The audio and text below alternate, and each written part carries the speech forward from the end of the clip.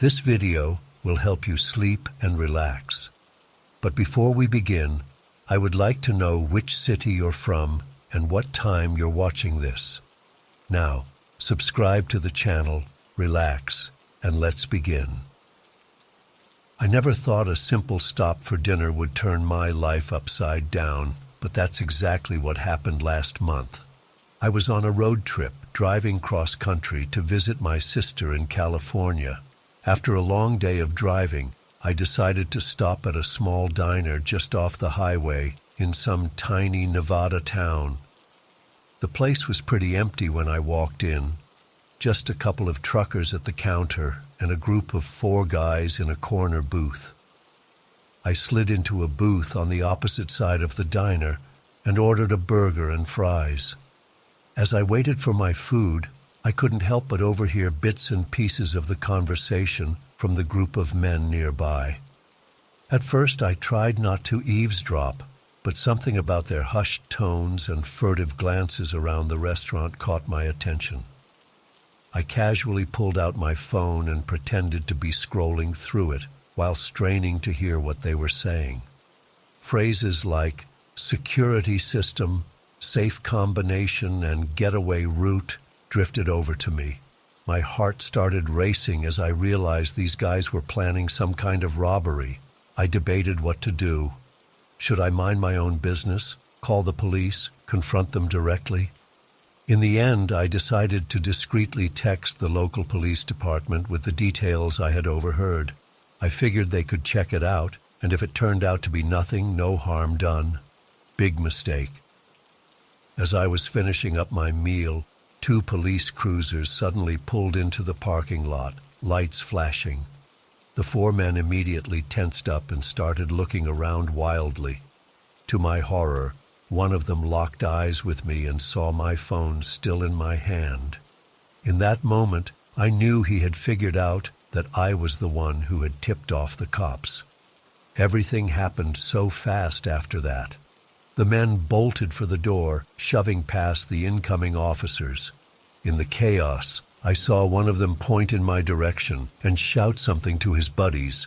Panic flooded through me as I realized they now saw me as a threat. I threw some cash on the table and ran out the back door of the diner. My rental car was parked around the side of the building. As I sprinted towards it, I heard shouting and the sound of engines revving. I barely made it into the driver's seat and locked the doors before a beat-up pickup truck came screeching around the corner, the 4 men inside. I fumbled with my keys, my hands shaking so badly I could barely get the car started. The truck was barreling straight for me. At the last second, I managed to throw the car in reverse and floor it, narrowly avoiding being T-boned. What followed was the most terrifying car chase of my life. I flew out of the parking lot and onto the main road, the truck right on my tail. These guys were out for blood. They repeatedly tried to ram me or run me off the road. I weaved through traffic, blowing through red lights, my knuckles white on the steering wheel. My mind was racing, trying to figure out how to lose them or get help. I didn't know the area at all, and my phone had fallen somewhere during the initial chaos. I was completely on my own. After what felt like an eternity of white-knuckle driving, I spotted a sign for the highway on-ramp. I made a sharp turn, tires squealing, and gunned it up the ramp. The truck was still behind me, but I had managed to put a little distance between us. Once on the highway, I pushed my rental car to its limits. The speedometer crept past 100 mph as I weaved between the sparse, late-night traffic. I kept checking my rear-view mirror, praying to see the truck fall behind.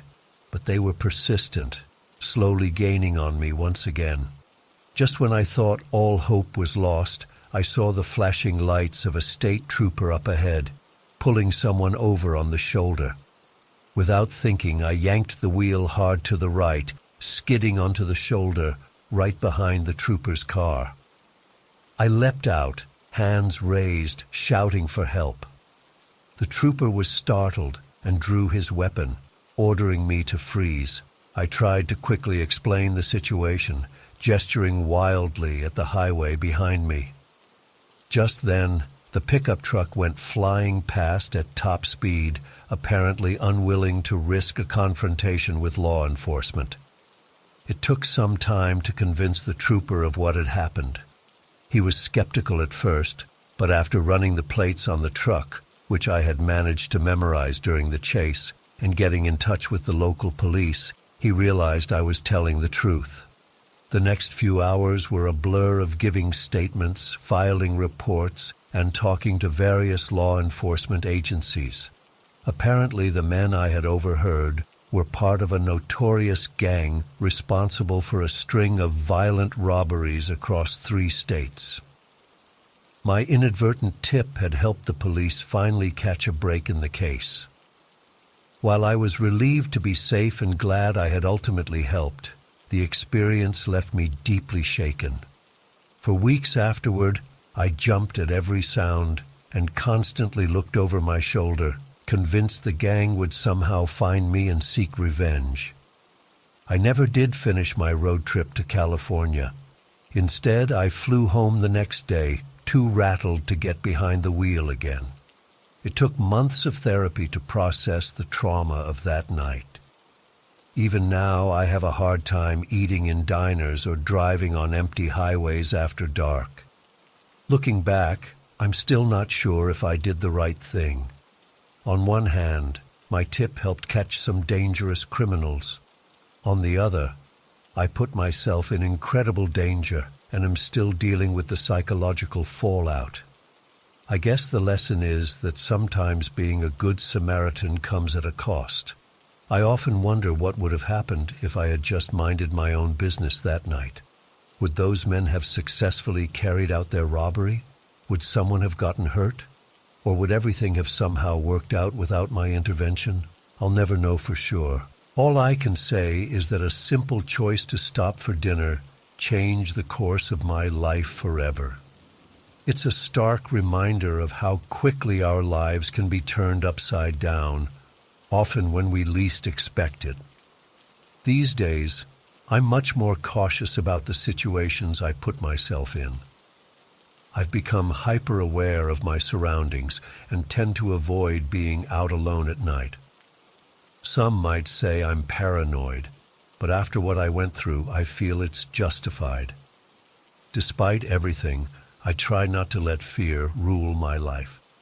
I still travel, though I'm much more careful about where I stop and who I interact with. I've also become more involved in my local community, volunteering with organizations that work to prevent crime and support victims. In a way, that terrifying experience gave me a new perspective on life. I no longer take my safety for granted and have a deeper appreciation for the bravery of law enforcement officers who face dangerous situations every day. If there's one thing I want people to take away from my story, it's this: trust your instincts, but also be aware of the potential consequences of your actions.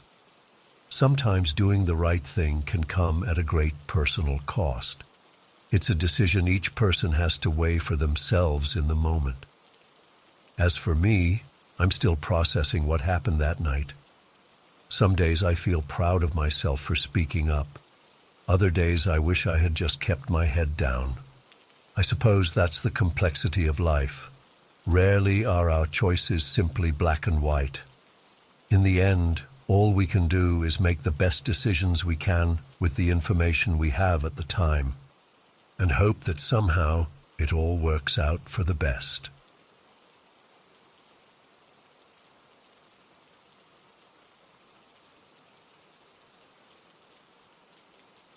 I was working at the Kansai port for about 6 months when it happened.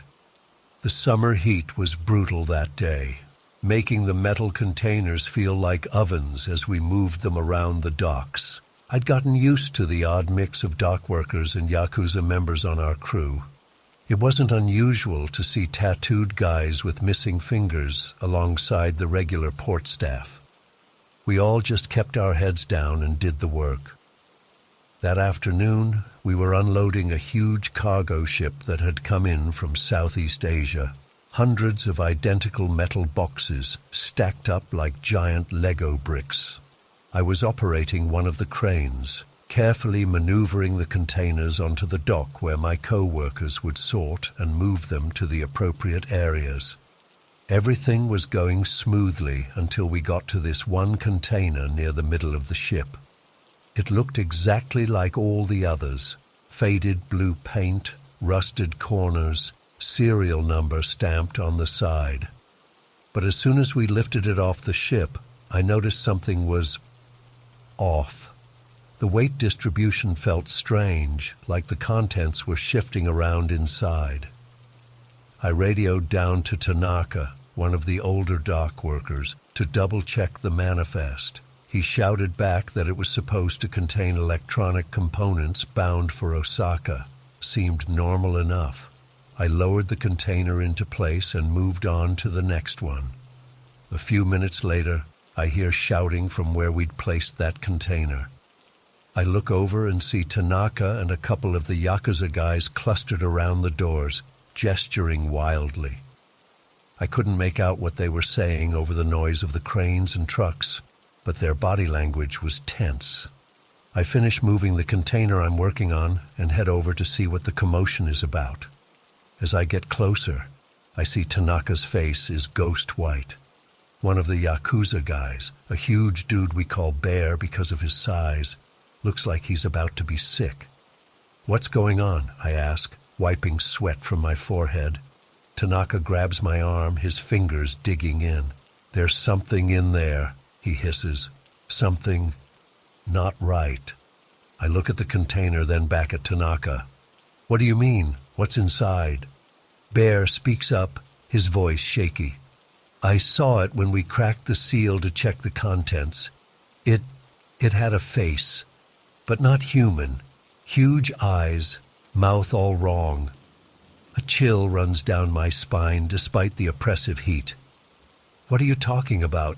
Some kind of animal?" Tanaka shakes his head violently. "No animal, not like anything I've ever seen. We sealed it back up right away." I start to ask more questions, but just then the shift manager walks up. "What's the holdup here? We've got a schedule to keep."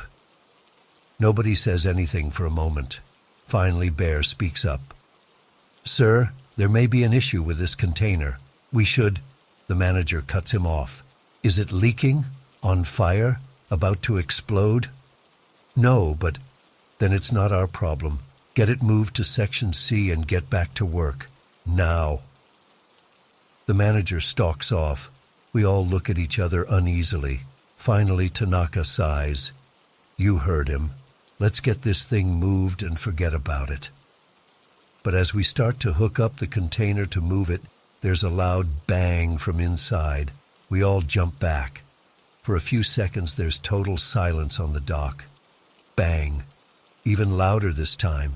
The whole container shakes with the impact. "Fuck this," one of the Yakuza guys mutters, backing away. "I'm not touching that thing." I'm about to agree when the shift manager reappears. "What the hell is going on over here?" he demands.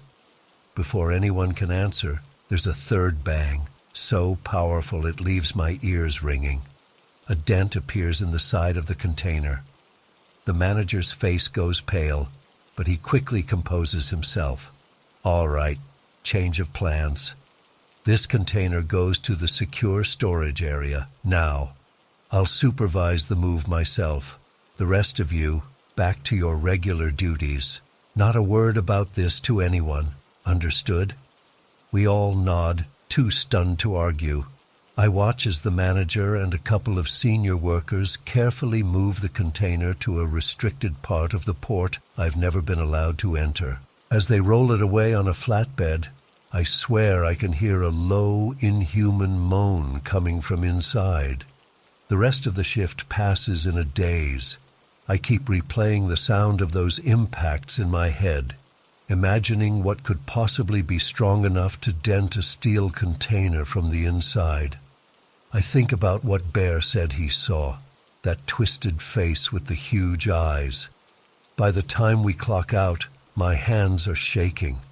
That night I barely sleep. I keep jolting awake, convinced I can hear that banging noise again. When I do manage to drift off, I have nightmares about giant eyes staring at me from the darkness. The next day at work, it's like nothing ever happened.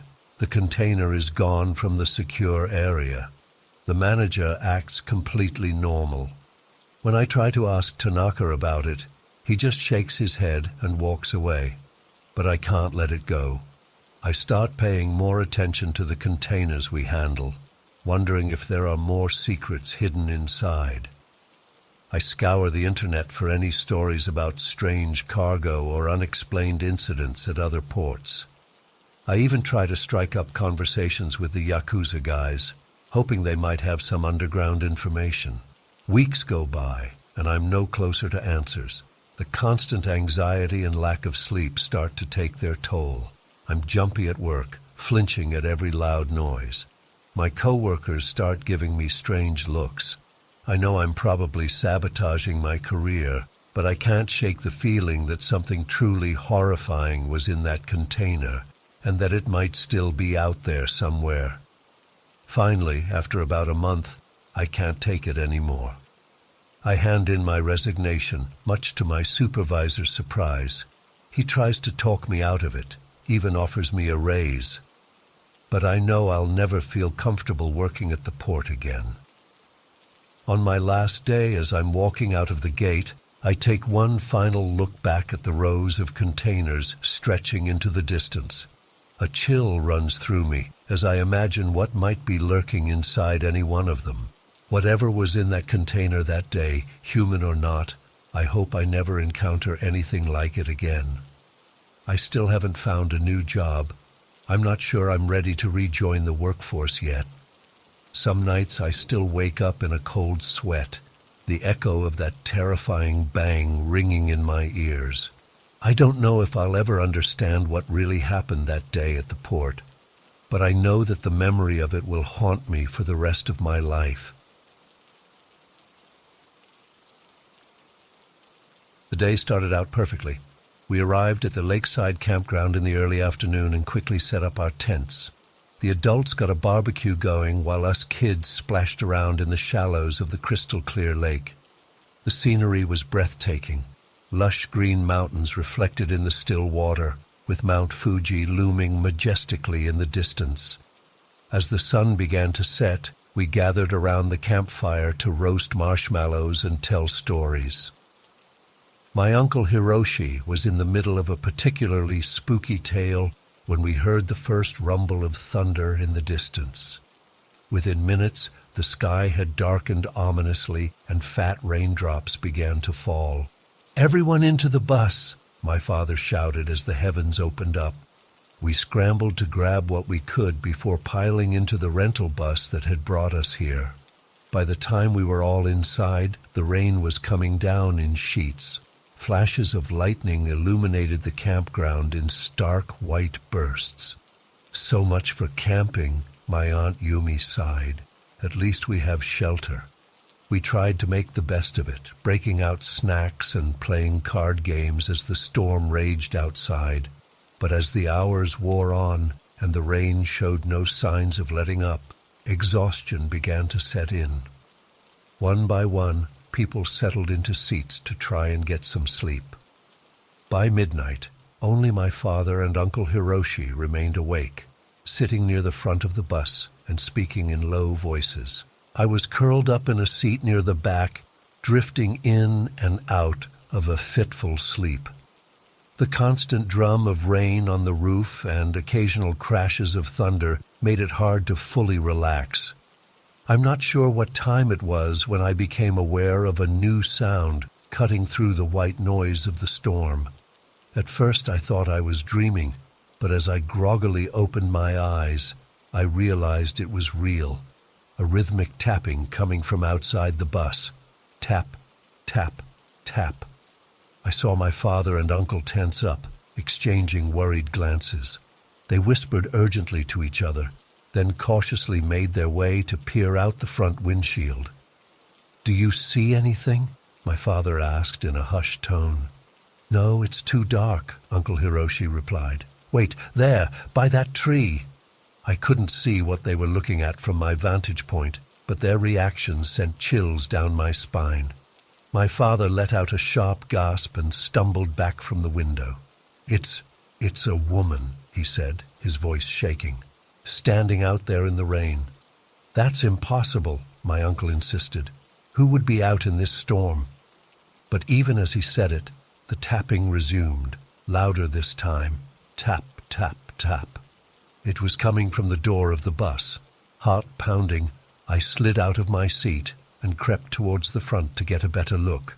What I saw made my blood run cold. There, illuminated by a flash of lightning, was the ghostly figure of a young woman. She was soaked to the bone, long black hair plastered to her face. She wore a bright yellow raincoat that seemed to glow in the darkness. But it was her eyes that terrified me most, wide and desperate, locked onto us with an unnerving intensity. As another flash lit up the night, she pressed her palms flat against the bus door. Her lips moved, and though we couldn't hear her over the storm, it was clear what she was saying. "Let me in." My father and uncle were frozen in place, clearly as shocked and frightened as I was. The woman's expression grew more frantic as she continued to mouth the words over and over. "Let me in. Let me in." "We can't just leave her out there," my uncle finally said, reaching for the door handle. "No!" My father grabbed his arm. "We don't know who she is or what she wants. It's not safe." They argued in hushed tones as the woman continued her silent plea. I wanted to wake the others, but found myself paralyzed with fear. Suddenly, the tapping stopped. We all held our breath, straining to see through the rain-streaked windows, but the woman had vanished as quickly as she had appeared. "Where did she go?" I whispered. My father shook his head, clearly unsettled. "I don't know, but we should wake everyone up just in case." The rest of the night passed in tense silence. None of us slept as we kept watch for any sign of the mysterious woman's return. But she never reappeared. When morning finally came, the storm had passed. We ventured outside to survey the campsite, half expecting to find some trace of our nighttime visitor. But there was nothing. No footprints in the mud, no sign that anyone had been there at all. We cut our trip short and headed home that day, the mood somber and uneasy. For weeks afterward, I had nightmares about the woman's desperate face pressed against the bus window.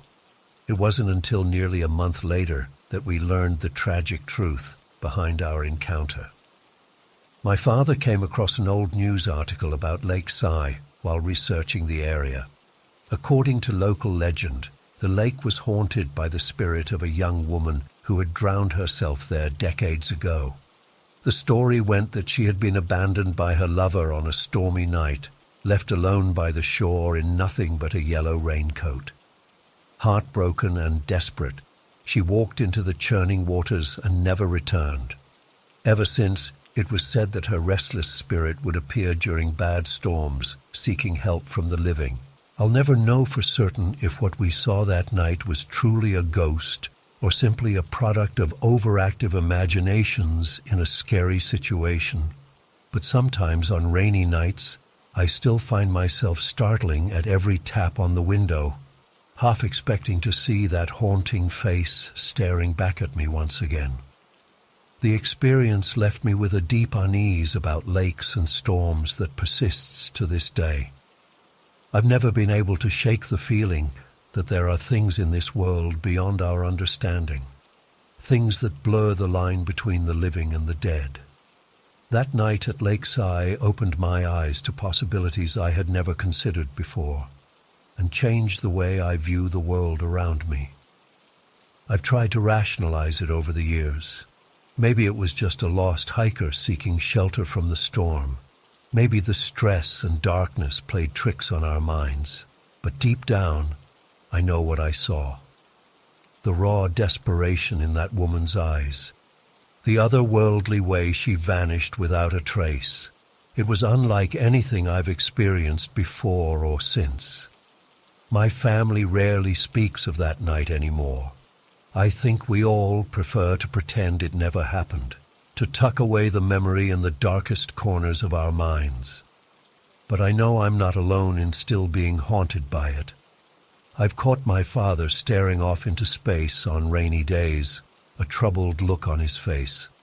And my Uncle Hiroshi flat out refuses to go camping anymore.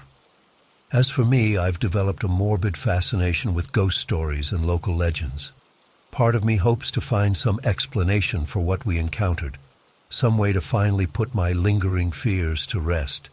But another part dreads uncovering any more proof that there are things in this world that defy rational explanation. All I know for certain is that I'll never forget that stormy night at Lake Sai, or the desperate face of the woman in the yellow raincoat. Her silent plea still echoes in my mind. Let me in, let me in, let me in.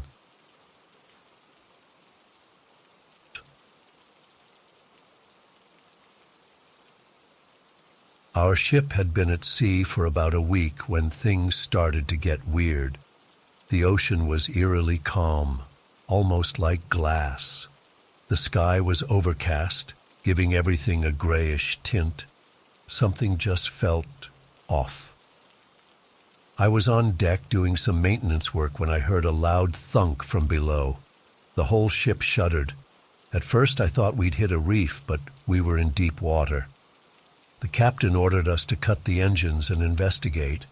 When we looked over the side, we saw something massive tangled in the propeller.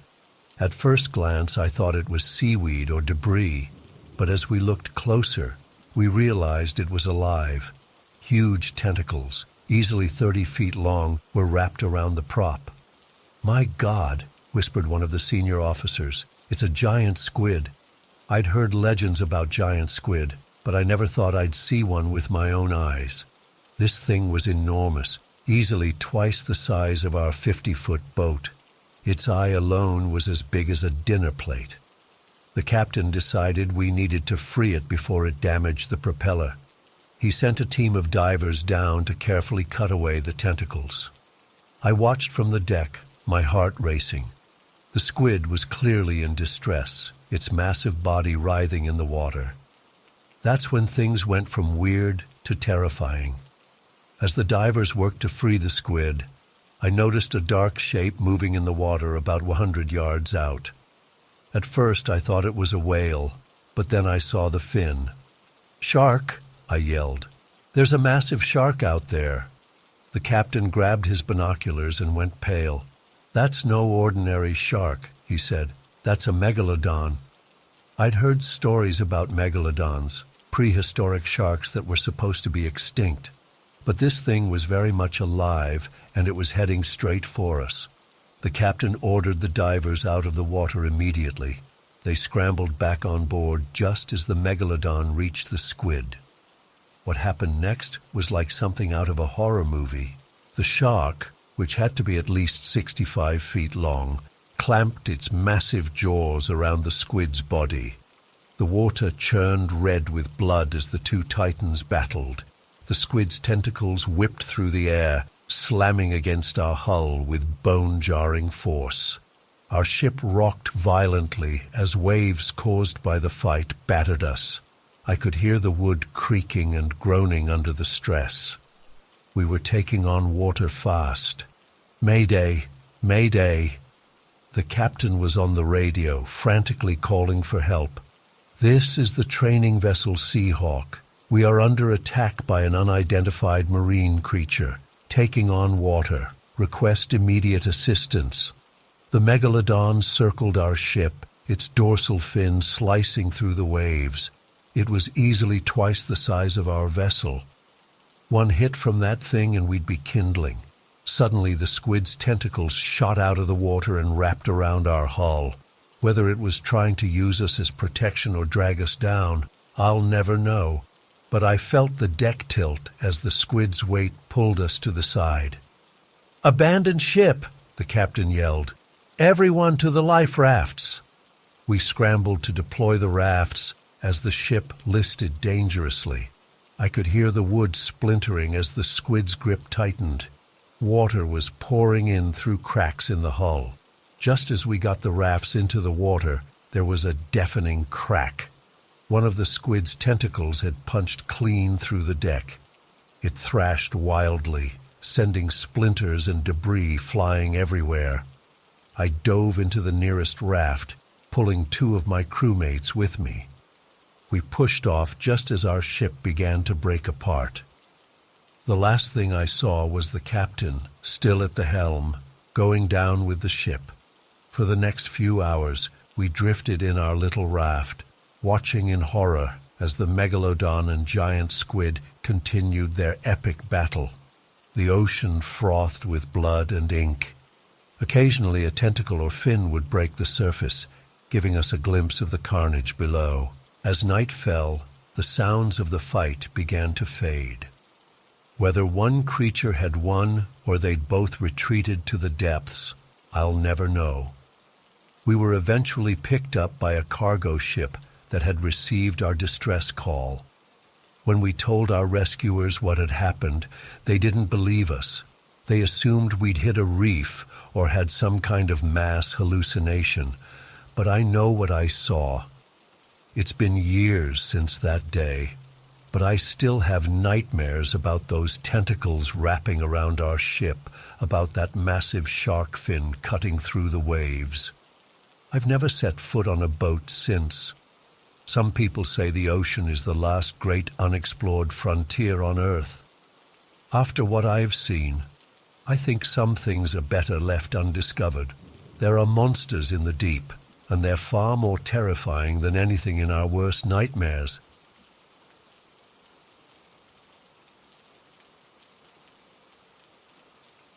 It was a gloomy autumn day when I set out to explore an old abandoned rest stop I'd heard about. The place was tucked away on a winding mountain road, long forgotten after a new highway was built. As I drove up the overgrown access road, a thick blanket of fog rolled in, obscuring everything beyond a few feet. Perfect mood lighting, I thought to myself with excitement. The rest stop loomed out of the mist like a ghost ship, a squat, 2-story concrete building with boarded-up windows and faded lettering. Vines snaked up the walls, and weeds burst through cracks in the pavement. I parked my car and grabbed my camera gear, heart pounding with anticipation. After circling the building, I found a broken window partially hidden by overgrown bushes. I cleared away some of the vegetation and carefully climbed through, mindful of the jagged shards of glass still clinging to the frame. The musty smell of mold and decay hit me as I stepped inside. I found myself in what used to be the main lobby area. Trash and fallen ceiling tiles littered the floor. Graffiti covered the walls. Weak gray light filtered in through cracks in the boarded windows. I started snapping photos, capturing the eerie play of light and shadow. As I moved deeper into the building, the silence felt oppressive. My footsteps echoed loudly on the concrete floor. Every so often, a gust of wind would whistle through gaps in the walls, making me jump, but I was used to the unsettling atmosphere of abandoned places. I told myself it was just my imagination getting carried away in the spooky setting. After thoroughly documenting the ground floor, I decided to check out the second story. The stairwell was littered with debris, forcing me to watch my step carefully as I ascended. At the top, a long hallway stretched into darkness. Rows of doors lined both sides. Old restrooms and utility closets, I assumed. I had just started down the hall when I heard it, a dull metallic thud from somewhere ahead of me. I froze, straining my ears. For several long moments, there was only silence. Then another thud, louder this time. My heart began to race. "Hello?" I called out nervously. "Is someone there?" No response, just another resounding bang that echoed down the hallway. My mind raced through possibilities. A squatter? Some kids hanging out? Maybe just debris falling in the wind? But deep down, I knew this was something else. The sounds had a deliberate quality to them. I took a hesitant step forward, ready to investigate further. That's when the banging exploded into a frenzy, a deafening cacophony of metallic crashes and thuds. It sounded like someone was taking a sledgehammer to the walls and doors. Panic seized me. All thoughts of capturing the perfect photo fled my mind. I turned and ran, nearly falling down the stairs in my haste. The thunderous banging continued, now interspersed with what sounded like enraged screaming. I burst out of the stairwell into the lobby, my breath coming in ragged gasps. To my horror, I realized the sounds were getting closer. Whatever was up there was coming down the stairs. Blind terror propelled me towards the broken window I'd entered through. I dove through head first, barely registering the sting as glass sliced my arms and face. I scrambled to my feet and sprinted to my car, fumbling with the keys as my hands shook violently. Just as I yanked the door open, I looked back at the rest stop. Through the fog, I swear I saw a dark figure standing in the broken window watching me. But I didn't stick around to get a better look. I peeled out of there, tires squealing on the wet pavement. It wasn't until I was miles away that I finally slowed down and tried to process what had happened. Had I really experienced that, or had my mind played some cruel trick on me? Maybe I had stumbled into some drug den and pissed off the wrong people. But none of those explanations felt right. When I got home, I immediately started researching the rest stop online, desperate for answers. That's when I stumbled upon a forum for paranormal enthusiasts. My blood ran cold as I read account after account from people who had experienced similar phenomena there. Some reported hearing agonized screaming and banging coming from empty rooms. Others described being chased by shadowy figures. A few even claimed to have seen full-bodied apparitions of bloodied and mangled people. I dug deeper and discovered the rest stop's dark history. Back in the 1970s, it had been the site of a gruesome multiple homicide. A deranged trucker had murdered several travelers, torturing them in the upstairs rooms before dumping their bodies in the woods. He was never caught. Looking at my photos later, I noticed strange anomalies I couldn't explain. Misty shapes in empty doorways, eerie faces peering out of shadows. In one image of the upstairs hallway, there's a blurry figure at the far end that I know for certain wasn't there when I took the picture. To this day, I'm not sure what to make of my experience. Was it mass hysteria, my mind influenced by the spooky atmosphere and stories I'd read online? Or did I have a genuine encounter with something supernatural? All I know is that I'll never step foot in that rest stop again. Sometimes when I'm driving alone at night, I imagine I hear those metallic bangs echoing in the distance. And I wonder, what would have happened if I hadn't escaped when I did? I used to scoff at ghost stories. Now I'm not so sure. There are some places in this world where the boundary between our reality and something else grows thin. Places where past horrors have left an imprint that defies rational explanation. If you're ever driving through those mountains and come across an old abandoned rest stop shrouded in fog, keep driving. Some things are better left undisturbed.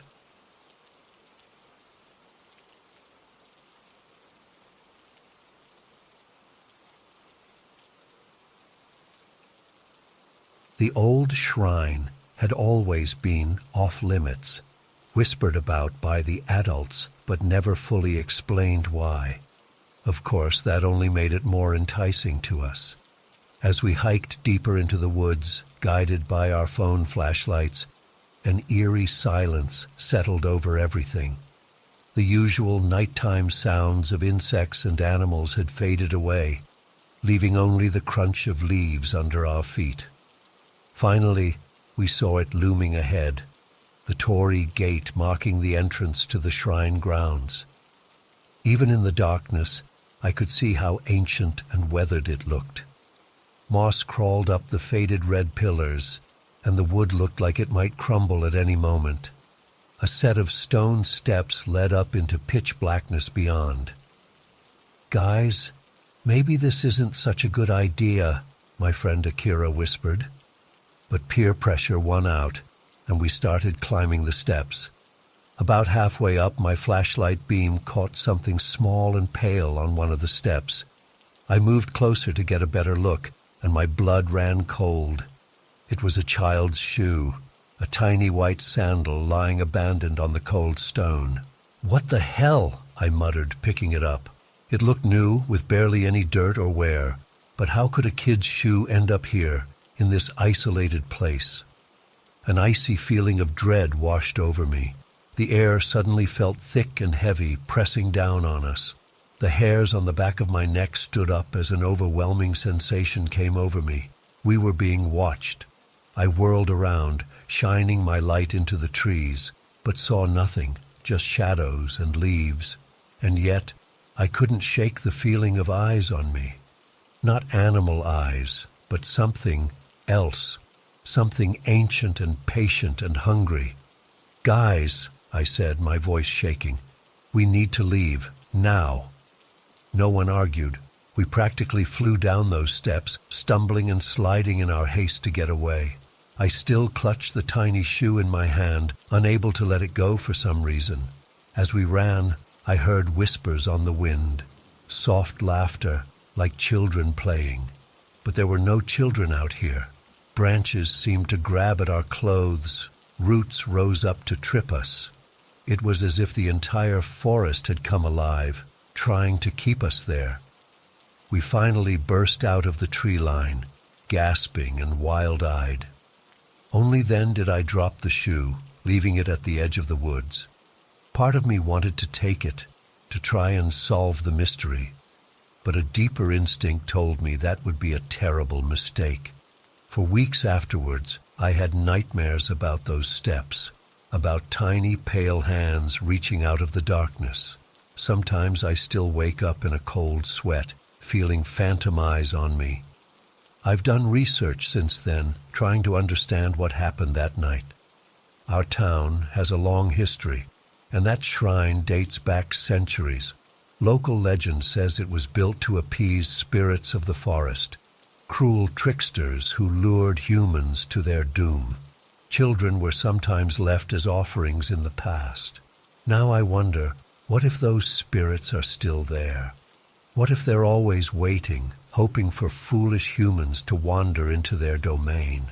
That shoe was bait in a trap, and we very nearly fell for it. I haven't gone back to those woods since that night. Neither have my friends. We don't talk about what happened, but I see the same haunted look in their eyes sometimes. The knowledge that there are things in this world beyond our understanding. Things that lurk in the shadows, in those liminal spaces between our world and others. Patient, hungry things that remember the taste of human flesh and yearn for more. So let this be a warning. Some places are forbidden for a reason. Some boundaries shouldn't be crossed. And if you're ever in the woods at night and feel eyes upon you, run, run, and don't look back. Because you never know what might be following.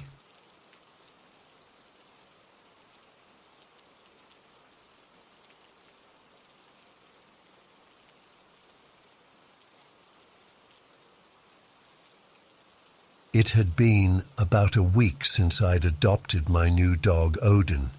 He was a big, lovable mutt, part German shepherd, part who knows what.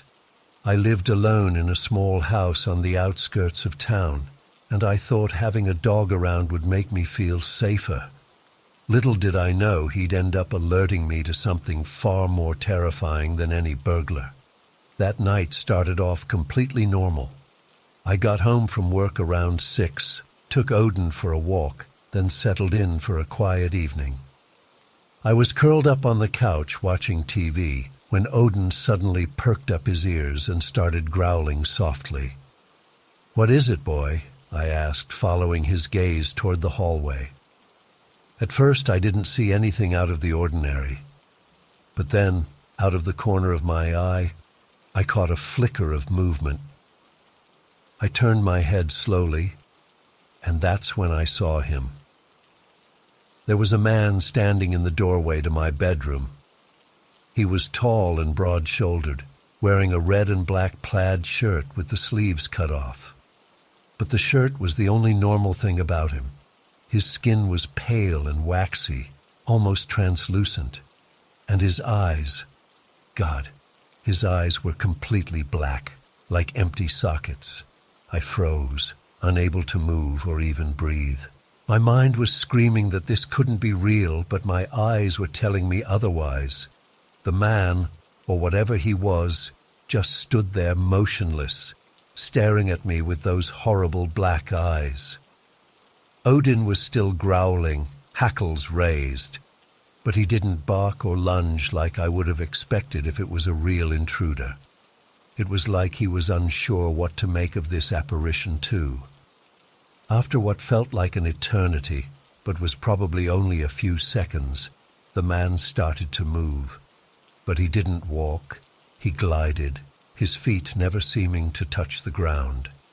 He slid backwards through the doorway into my bedroom, never taking those black eyes off me. As soon as he disappeared from view, it was like a spell was broken. I leapt up from the couch, my heart pounding wildly. "Hello?" I called out, my voice shaking. "Is someone there?" Odin was at my heels as I cautiously approached the bedroom. I flipped on the light, half expecting, hoping, to find a real flesh-and-blood intruder, but the room was empty. I searched every inch of that room, looking behind the curtains, under the bed, in the closet. Nothing. No sign that anyone had been there at all. I don't know how long I stood there, trying to make sense of what I'd seen. Had it been my imagination, a hallucination brought on by stress, or had I really seen a ghost? Eventually I made myself go back to the living room. Odin seemed calmer now, but he kept looking toward the bedroom warily. I tried to rationalize what had happened, tell myself it was just a trick of the light or my eyes playing tricks on me. But deep down, I knew what I'd seen was real.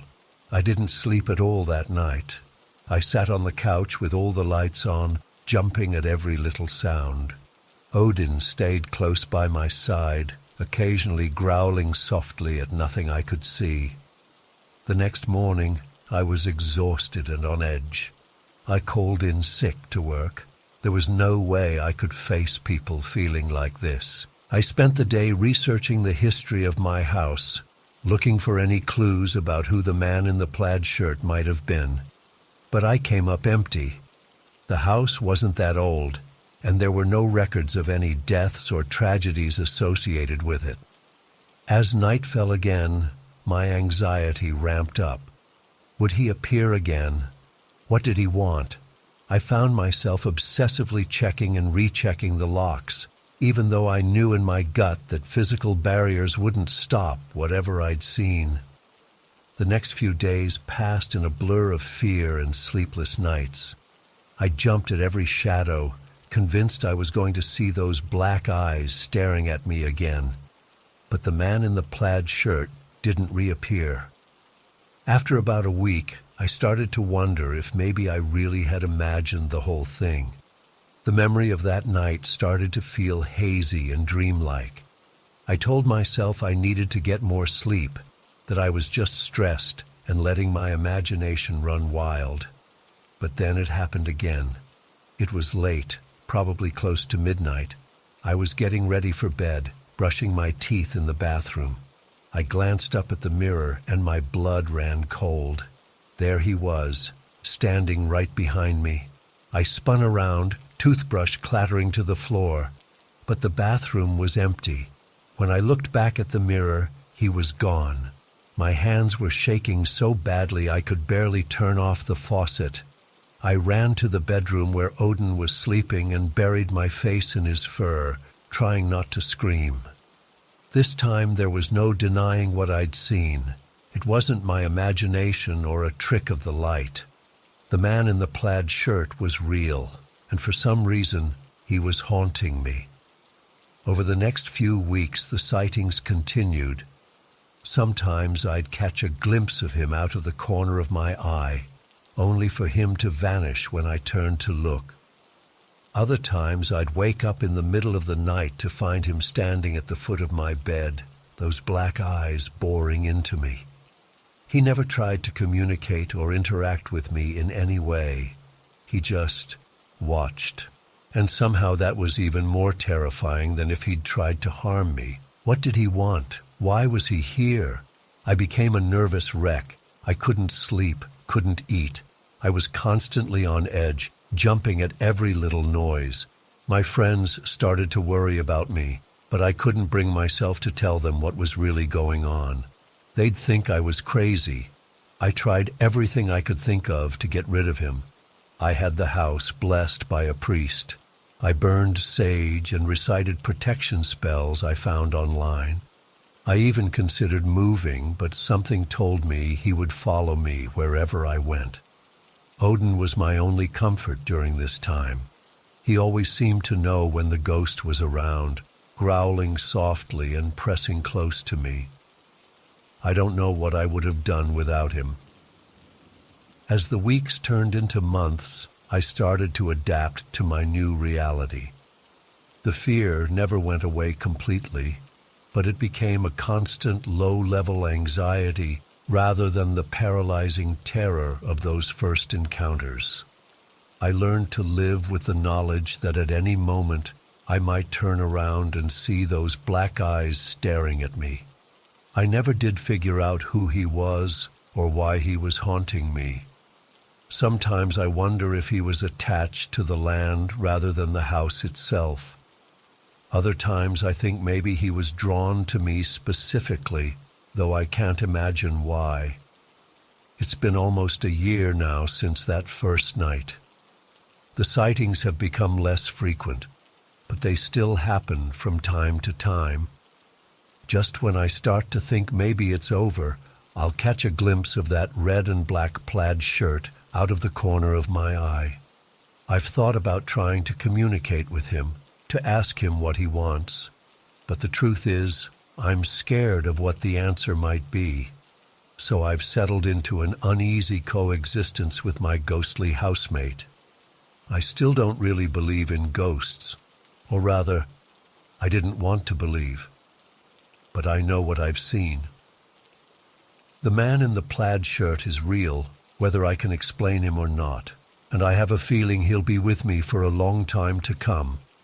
So if you're ever driving through my little town late at night and see a light on in every window of a small house on the outskirts, now you'll know why. I'll be inside, wide awake, with my loyal dog by my side, watching and waiting for the man in the plaid shirt to appear again. It started when my buddy Jake told us about this supposedly haunted house he'd heard about. Apparently, years ago, some escaped convict had broken in and murdered an entire family. Mom, dad, little boy, and girl. Pretty horrific stuff. Jake suggested we check it out, do a little amateur ghost hunting. I figured why not? Could be fun to spook ourselves a bit. So one Friday night, me, Jake, and our friends Megan and Chris piled into Jake's beat-up Corolla and made the drive out to Chino. The house was on this lonely stretch of road, set way back from the street. As we pulled up, I felt my stomach tighten. Even in the dark, I could tell the place had seen better days. Peeling paint, overgrown yard, broken windows, classic haunted house vibes. We grabbed our gear, some flashlights, a couple of digital cameras, and this janky old EMF meter Jake had bought online. Megan was already looking nervous as we approached the front door. "Guys, I'm not sure about this," she said. But Jake just laughed and gave the door a push.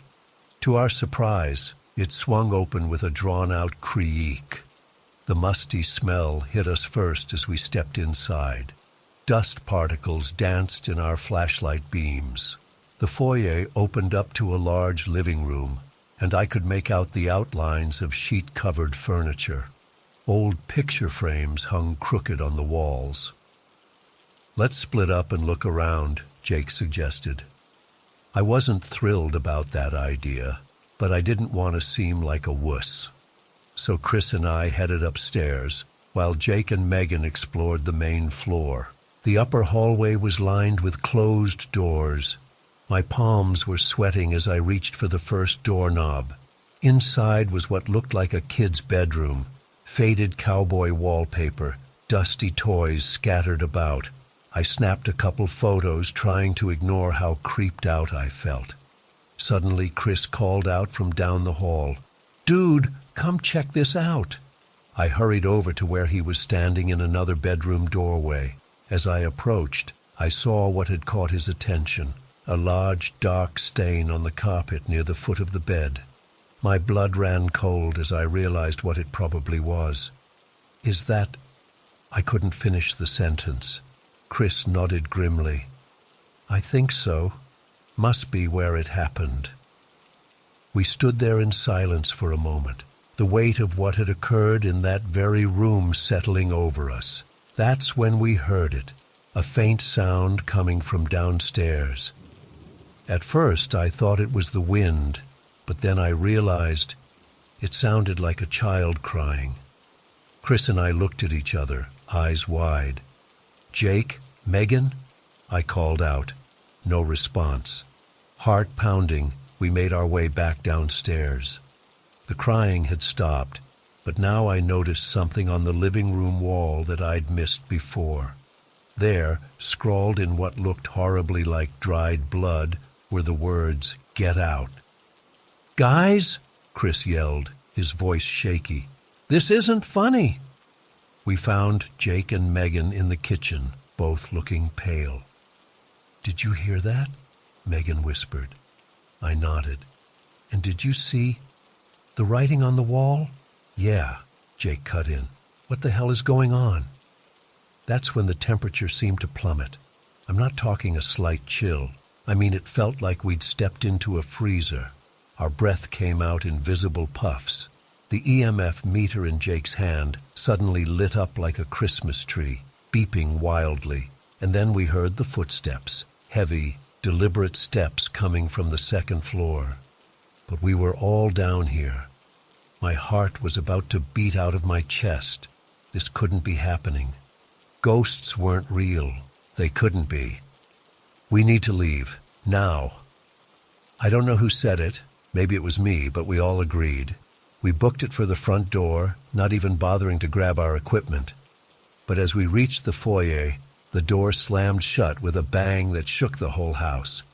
Jake yanked on the handle, but it wouldn't budge.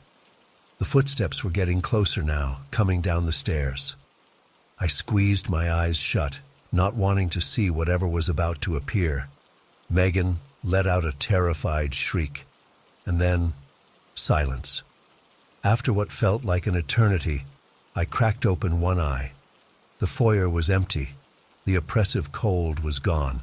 Cautiously, Jake tried the door again. This time, it opened easily. We didn't hesitate, practically falling over each other in our rush to get outside. We drove home in complete silence, all of us too shaken to speak. It wasn't until the next day that we looked at the photos we'd taken. Most were just dark, blurry shots of the house's interior, but in a few, I still get goosebumps thinking about it. Glowing orbs, dozens of them, floating around the rooms. In one picture of that bedroom upstairs, there's a faint, translucent outline of what looks like a little girl standing by the bed. I don't know how to explain what happened that night. I've gone over it 1,000 times in my head, trying to come up with some rational explanation. But I know what I saw, what I felt. That house in Chino is haunted, no doubt in my mind. I used to be a skeptic, but now I'm a believer. And let me tell you, ignorance really was bliss, because now I know that there are things out there, just beyond the veil of our normal reality, things that defy explanation, things that, quite frankly, terrify me to my core. I haven't been back to that house, and I never will. But sometimes, late at night when I'm lying in bed, I swear I can still hear that faint, ghostly crying. And I wonder about that little girl trapped in that horrible place where her life was cut so tragically short. I hope she finds peace someday. As for me, I don't think I'll ever feel truly at peace again. Not after what I experienced in the haunted house of Chino.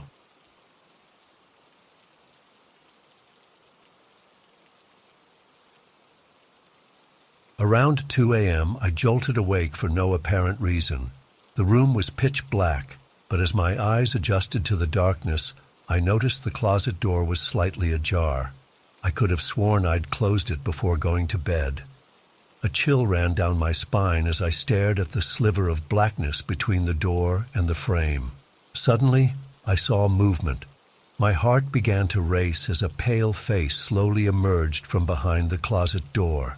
It was ghostly white, with sunken black eyes that bore straight into mine.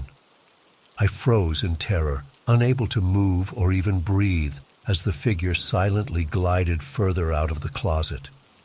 In the dim moonlight filtering through the curtains, I could make out more details of the apparition. It appeared to be a woman with long dark hair hanging in stringy clumps around her gaunt face. Her mouth hung open in a silent scream, revealing blackened teeth. She wore what looked like a tattered nightgown, stained dark in places. I wanted to scream, to run, to do anything, but I was paralyzed with fear. The woman's head tilted to the side at an unnatural angle as she continued to stare at me unblinkingly. Then, in one fluid motion, she stepped fully out of the closet and began to float towards my bed. That broke the spell of terror that had gripped me. I leapt out of bed with a strangled cry and bolted for the bedroom door. I fumbled with the doorknob in panic before finally wrenching it open and sprinting down the hall. I raced down the stairs, nearly falling in my haste.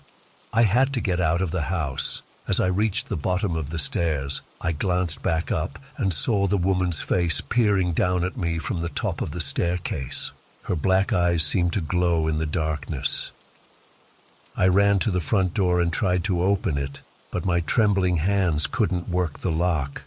Frantic, I dashed to the kitchen instead. I grabbed the largest knife from the block on the counter and turned to face whatever was coming for me. For several long minutes I stood there in the dark kitchen, knife clutched in my shaking hands, straining to hear any sound of movement in the house. But there was only silence. Eventually, my racing heartbeat began to slow, and I started to wonder if I had imagined the whole thing. Gathering my courage, I crept back upstairs, knife still in hand. I flicked on every light as I went.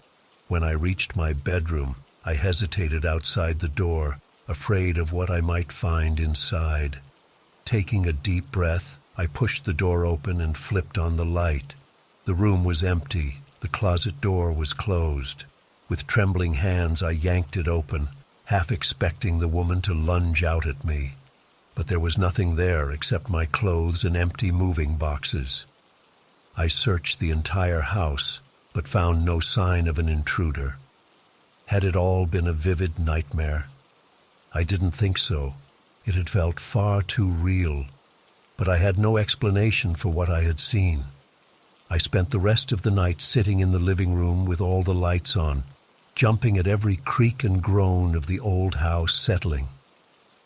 When dawn finally broke, I felt a wave of relief wash over me. Somehow the terrors of the night seemed less threatening in the light of day. That morning, still shaken, I decided to do some research on the history of the house. What I discovered chilled me to the bone. The previous owners, an elderly couple, had died in the house just 6 months earlier. The husband had passed away from a heart attack. His wife, devastated by grief, had taken her own life shortly after. My mind raced, connecting the dots. The woman I had seen matched the description of the former owner. Long dark hair, pale complexion, wearing a nightgown. Had her restless spirit remained in the house, unable to move on? I tried to rationalize what had happened, to convince myself it had just been a dream brought on by stress and an overactive imagination. But deep down, I knew what I had seen was real. For the next few nights, I slept on the couch, too afraid to return to the bedroom. I kept all the lights on and the TV running for background noise. Every unexplained sound made me flinch. I seriously considered moving out, but I had sunk all my savings into buying this house. I was trapped here, at least for now. A week passed with no further incidents. Slowly, I began to relax, though I still felt on edge. I decided it was time to reclaim my bedroom. That night, I forced myself to go upstairs and get into bed, though I left the lights on and the closet door wide open. As I lay there, unable to sleep, my eyes kept darting to the closet. The empty space seemed to taunt me. Just as I was starting to drift off, a flicker of movement caught my eye. My blood ran cold as I saw a pair of gleaming black eyes peering out at me from the shadows of the closet. I scrambled out of bed, my heart pounding. But when I looked again, there was nothing there. Had I imagined it? I wasn't taking any chances. I grabbed my pillow and blanket and raced back downstairs to the safety of the couch. The next day, I called a local paranormal investigation team. I felt ridiculous explaining what had happened. Sure, they would think I was crazy. But to my surprise, they took me seriously. They had investigated the house before, they told me, after the deaths of the previous owners. There had been reports of strange occurrences even then. The team came out that weekend to do a full investigation. They set up cameras and various pieces of equipment I didn't understand.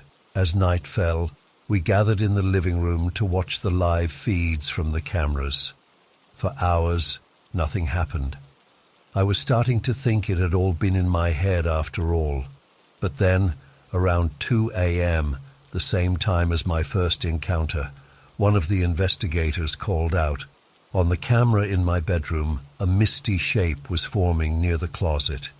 We all watched in stunned silence as the mist coalesced into the unmistakable form of a woman.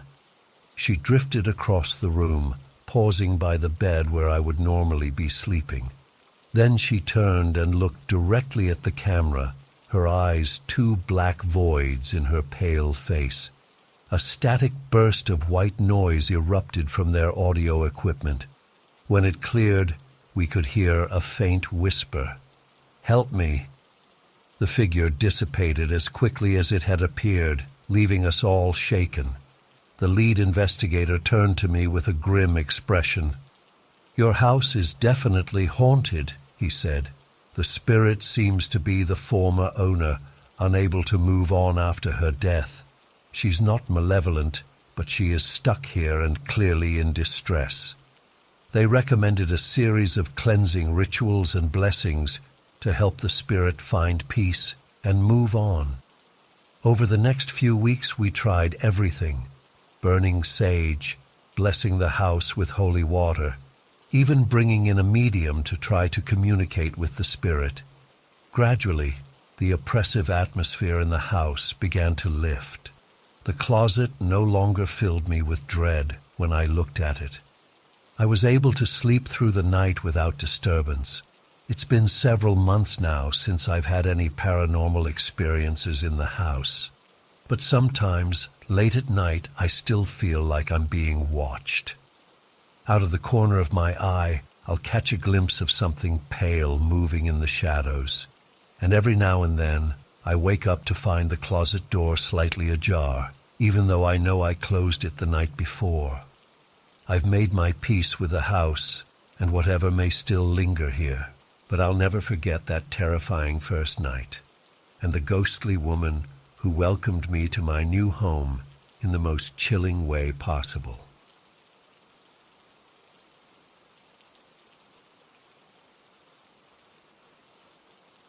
It was a typical Friday night, and Jess had come over to my place to hang out and have a few drinks. We were about 3 beers in when the conversation turned to the paranormal. Jess started telling me about this weird feeling she'd been having lately, like she was being followed or watched by some unseen presence. I know it sounds crazy, she said, taking another swig of beer, but I swear there's something in my house. I'll be sitting on the couch and suddenly feel this cold spot next to me, or I'll hear footsteps upstairs when I'm home alone. I laughed it off at first. Come on, Jess. You've been watching too many ghost hunting shows. There's no such thing as ghosts. But Jess insisted. I'm serious. I think my house is haunted. My dog Buddy has been acting all weird too, barking at empty corners and refusing to go upstairs. Maybe it was the alcohol lowering my inhibitions, but I decided to play along. All right then, if there really is a ghost, why don't we try to contact it? Jess's eyes went wide. Are you sure that's a good idea? What if we actually make contact? I scoffed. Please, nothing's going to happen. Here, I'll even start. I raised my voice and called out to the empty room. Hey, ghost, if you're real, why don't you show yourself, or are you too scared? Jess giggled nervously but joined in. Yeah, come on, ghosty. Stop being such a scaredy cat and do something. We spent the next hour or so taunting and provoking this supposed spirit, daring it to make itself known. Nothing happened, of course, and eventually we called it a night. Jess headed home and I went to bed, not giving our silly ghost hunting session another thought. The next evening, I got a frantic call from Jess. You need to come over right now, she said, her voice shaky. Something really weird is happening. I rushed over to her place, worried that she might be in some kind of trouble. When I arrived, Jess was standing on her front porch, visibly shaken. Her dog Buddy was right beside her, whimpering softly. What's going on? I asked. Are you okay? Jess shook her head. I don't know. Ever since I got home from work, things have been off. Buddy won't stop barking at nothing, and I keep hearing strange noises upstairs. I tried to reassure her. I'm sure there's a logical explanation. Let's go inside and check it out. As soon as we stepped through the front door, I felt a chill run down my spine. The air inside was noticeably colder than outside, despite it being a warm summer evening. Buddy refused to come in, cowering on the porch. We made our way through the house, and I had to admit, something felt different. It was like there was a heaviness in the air, a tension that hadn't been there before. As we walked into the kitchen, I noticed all the cabinet doors were wide open. Did you leave these like this? I asked Jess. She shook her head, her eyes wide with fear. No, they were closed when I left for work this morning. I swear. Just then we heard a loud bang from upstairs.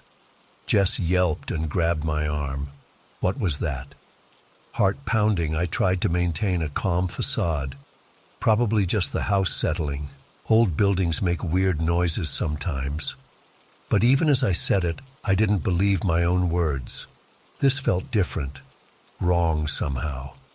We cautiously made our way upstairs, Jess clinging to my arm the whole time. As we reached the top of the stairs, I noticed all the bedroom doors were closed. Jess swore she always left them open to let air circulate. Suddenly, the door closest to us swung open with a loud creak. We both jumped back, stifling screams. I peered into the dark room, half expecting to see someone, or something, standing there. But it was empty. Okay, this is getting weird, I admitted. Maybe we should call someone. Jess nodded vigorously. Yes, please. I don't want to be here anymore. We hurried back downstairs, both of us on edge. As we reached the bottom step, all the lights in the house suddenly went out, plunging us into darkness. Jess screamed, and I felt my heart leap into my throat. "It's okay," I said, trying to sound calmer than I felt. "Probably just a power outage. Let's get outside." We fumbled our way to the front door in the dark, our hands outstretched to avoid bumping into anything.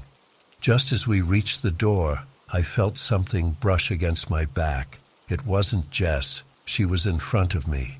I spun around, but there was nothing there. We practically fell out the front door, gasping for air. Buddy was still on the porch, and he immediately started barking and growling at the open doorway behind us. "What the hell is going on?" I breathed, my mind racing to make sense of what we'd just experienced. Jess was pale and shaking. "I don't know, but I can't stay here. Can I crash at your place tonight?" I nodded, still trying to process everything. As we were about to leave, Jess remembered her security camera. "Wait, let me check the footage. Maybe it caught something." We huddled around her phone as she pulled up the live feed from her living room camera. At first, everything looked normal. Then, about halfway through the clip, we saw something that made my blood run cold.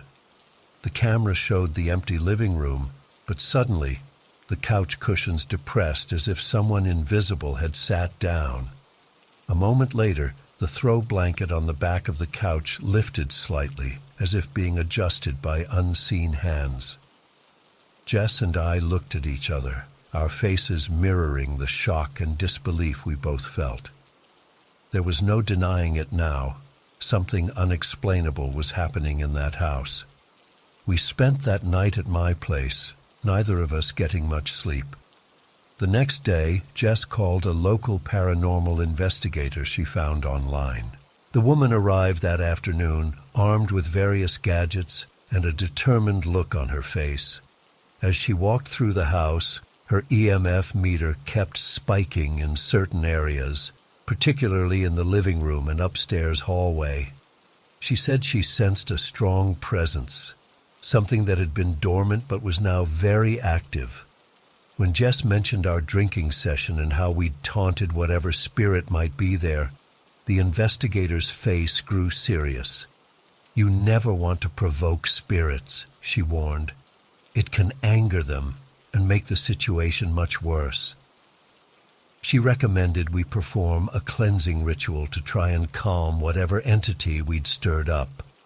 We spent the next hour burning sage, reciting prayers, and asking any spirits present to leave in peace. To our relief, things seemed to calm down after that. The strange occurrences stopped, and Jess's house gradually started to feel normal again. But neither of us will ever forget that terrifying night when our skepticism was shattered and we came face to face with something we couldn't explain. I still get chills thinking about it, especially when I remember the security footage of those cushions moving on their own. It's a stark reminder that there are things in this world beyond our understanding, and sometimes it's best to leave them alone. Needless to say, Jess and I won't be doing any more ghost hunting anytime soon.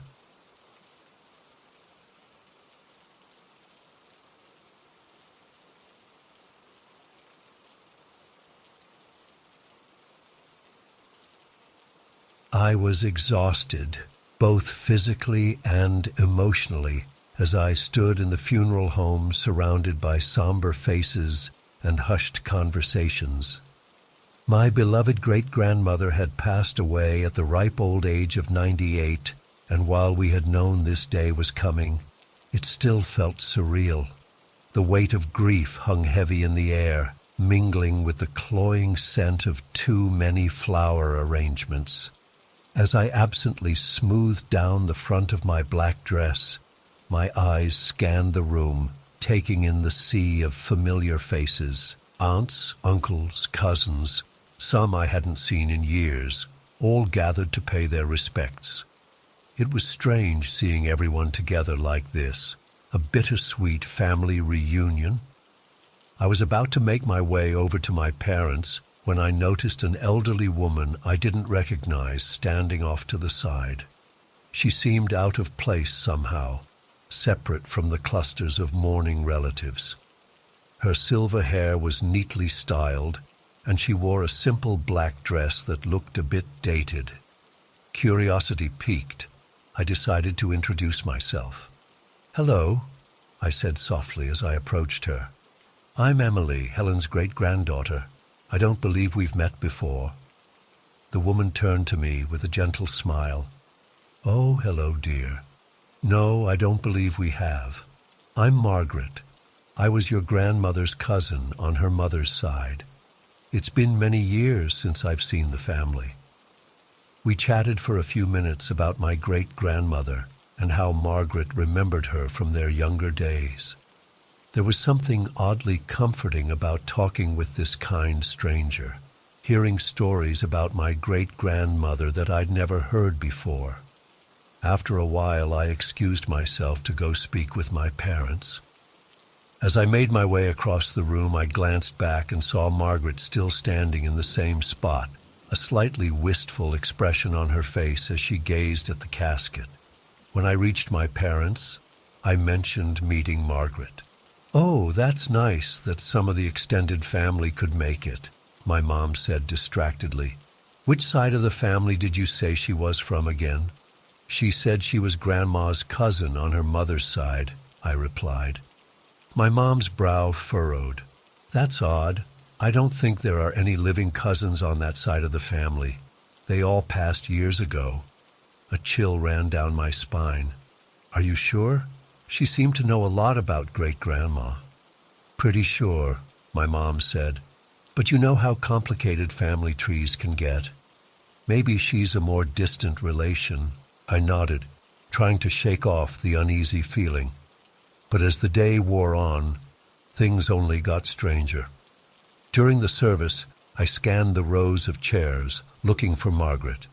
I finally spotted her sitting near the back, dabbing at her eyes with a handkerchief. But when I nudged my sister and pointed her out, she looked at me in confusion. "Who?" "I don't see anyone sitting there," she whispered. I blinked hard, but Margaret was still there, plain as day. Before I could say anything else, the minister began speaking, and I had to turn my attention to the front. After the service, as people began to file out, I kept an eye out for Margaret.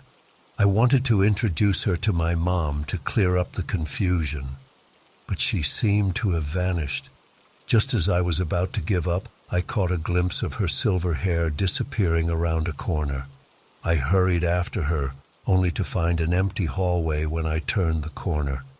It was as if she'd evaporated into thin air. My heart was pounding now, a creeping dread settling over me. What was going on?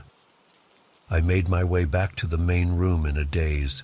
My sister-in-law, Amy, came up to me, looking concerned. "Are you okay? You look like you've seen a ghost," she said. I let out a shaky laugh. "I'm starting to wonder if I have," I replied. I hesitated, then decided to confide in her. "This is going to sound crazy, but have you noticed an older woman here? Silver hair, black dress? She told me she was our grandmother's cousin, but my mom says that's impossible." Amy's eyes widened. "Wait, you've seen her too? I thought I was going crazy. I saw her earlier standing by the casket, but when I looked again she was gone, and no one else seemed to notice her." Relief and fear warred within me. I wasn't imagining things, but that almost made it worse. "What is happening?" I whispered. Amy shook her head. "I have no idea, but it's seriously freaking me out." We agreed to keep an eye out and let each other know if we saw her again. As the day wore on, glimpses of Margaret continued. She would appear for a moment, standing in a doorway or reflected in a mirror, only to vanish when I tried to get a closer look. Each time, only Amy and I seemed able to see her. The final straw came as we were leaving the funeral home. I glanced back one last time and saw Margaret standing by my great-grandmother's casket. She placed her hand on it gently, then turned and looked directly at me. A chill ran through me as our eyes met. She smiled sadly, gave a small wave, and then simply faded away before my eyes.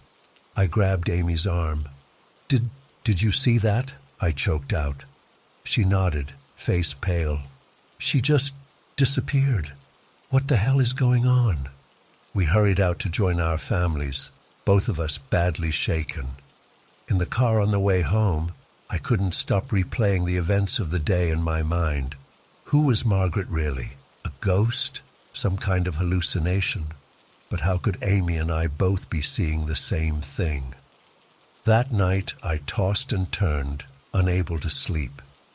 Every time I closed my eyes, I saw Margaret's face. I couldn't shake the feeling that she had been trying to tell me something. But what? The next morning, still bleary-eyed from lack of sleep, I decided to do some digging. I called my grandmother and casually asked if she remembered having a cousin named Margaret. To my surprise, she hesitated before answering. "You know, it's the strangest thing," she said slowly. "I had a dream last night about my cousin Margaret. I haven't thought about her in years. She died when we were both young, maybe 19 or 20.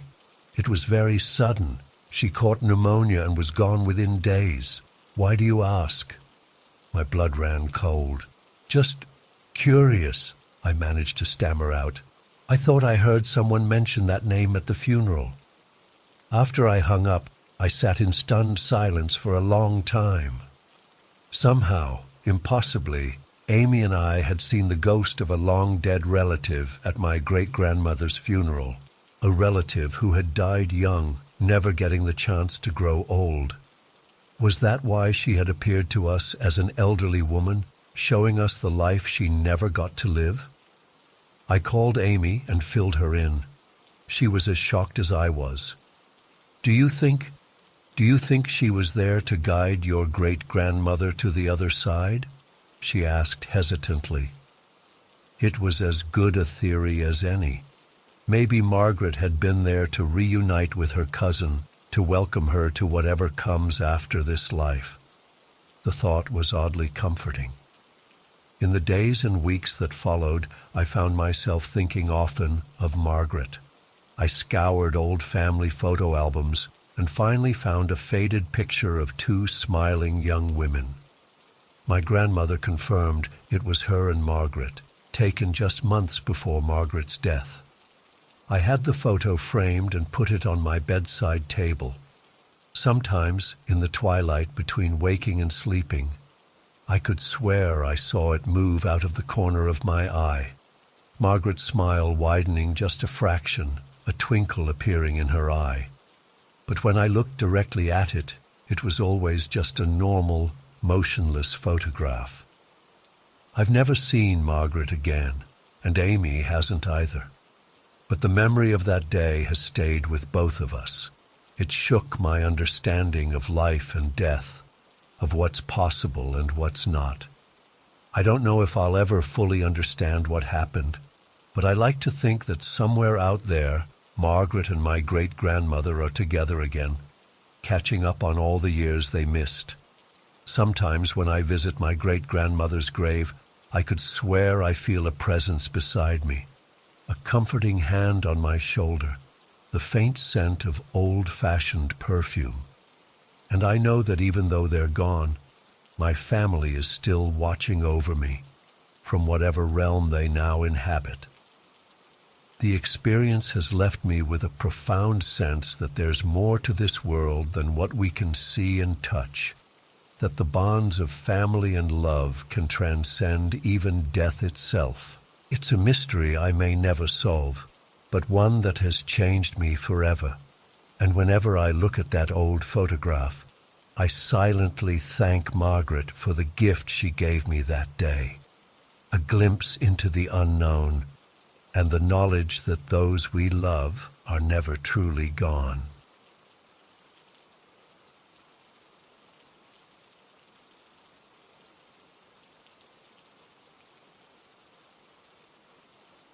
I was just a kid when we moved into that old house in southern Washington.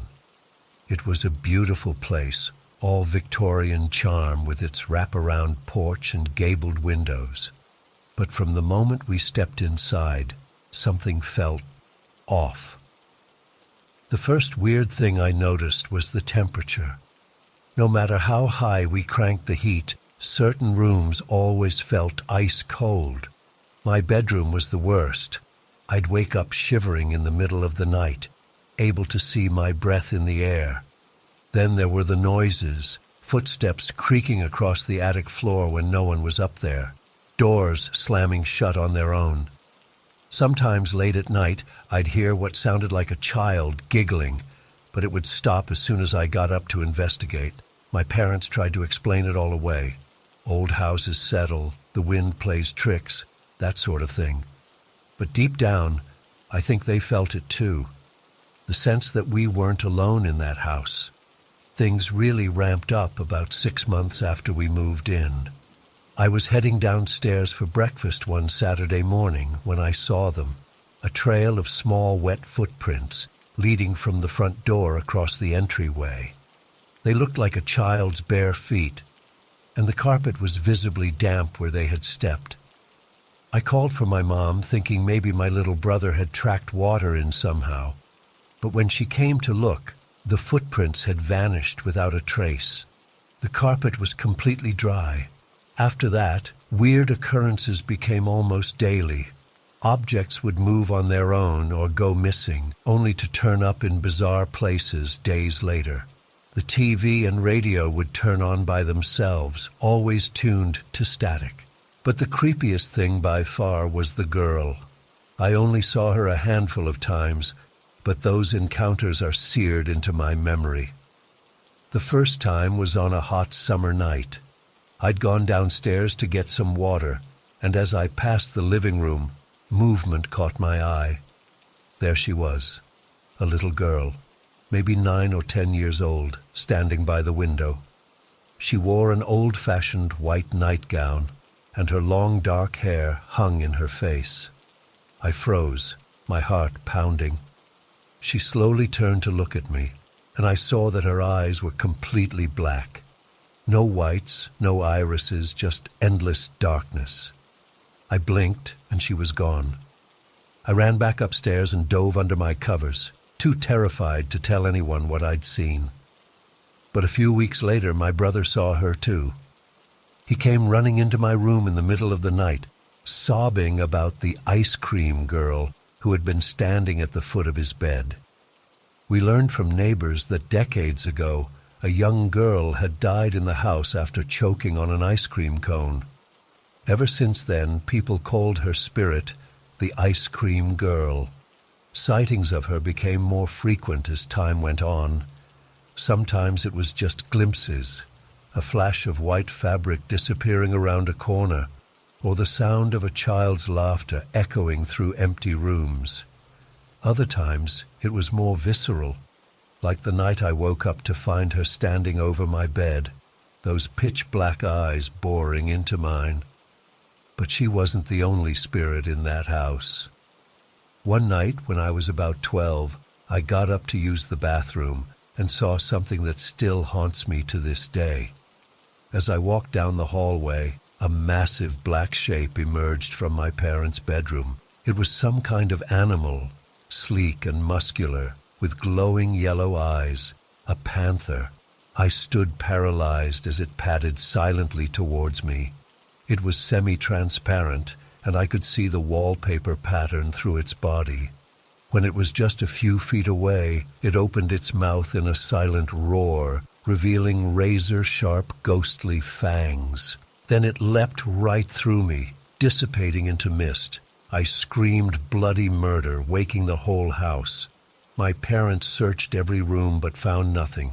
They tried to convince me it was just a dream, but I know what I saw. The paranormal activity seemed to come in waves.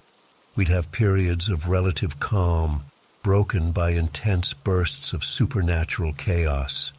During these active phases, it was like the veil between worlds grew thin. Shadow figures darted through peripheral vision. Disembodied voices whispered from empty rooms. The air itself felt charged, as if the house was building towards some cataclysmic event. One of the strangest incidents happened when I was 14. I was home alone after school, sprawled on the couch watching TV. Suddenly, the room went ice cold, and the lights started flickering. The TV switched to static, and I heard what sounded like a crowd of people talking all at once, their voices overlapping in a cacophony of whispers. Then everything went dead silent. I looked up and nearly had a heart attack.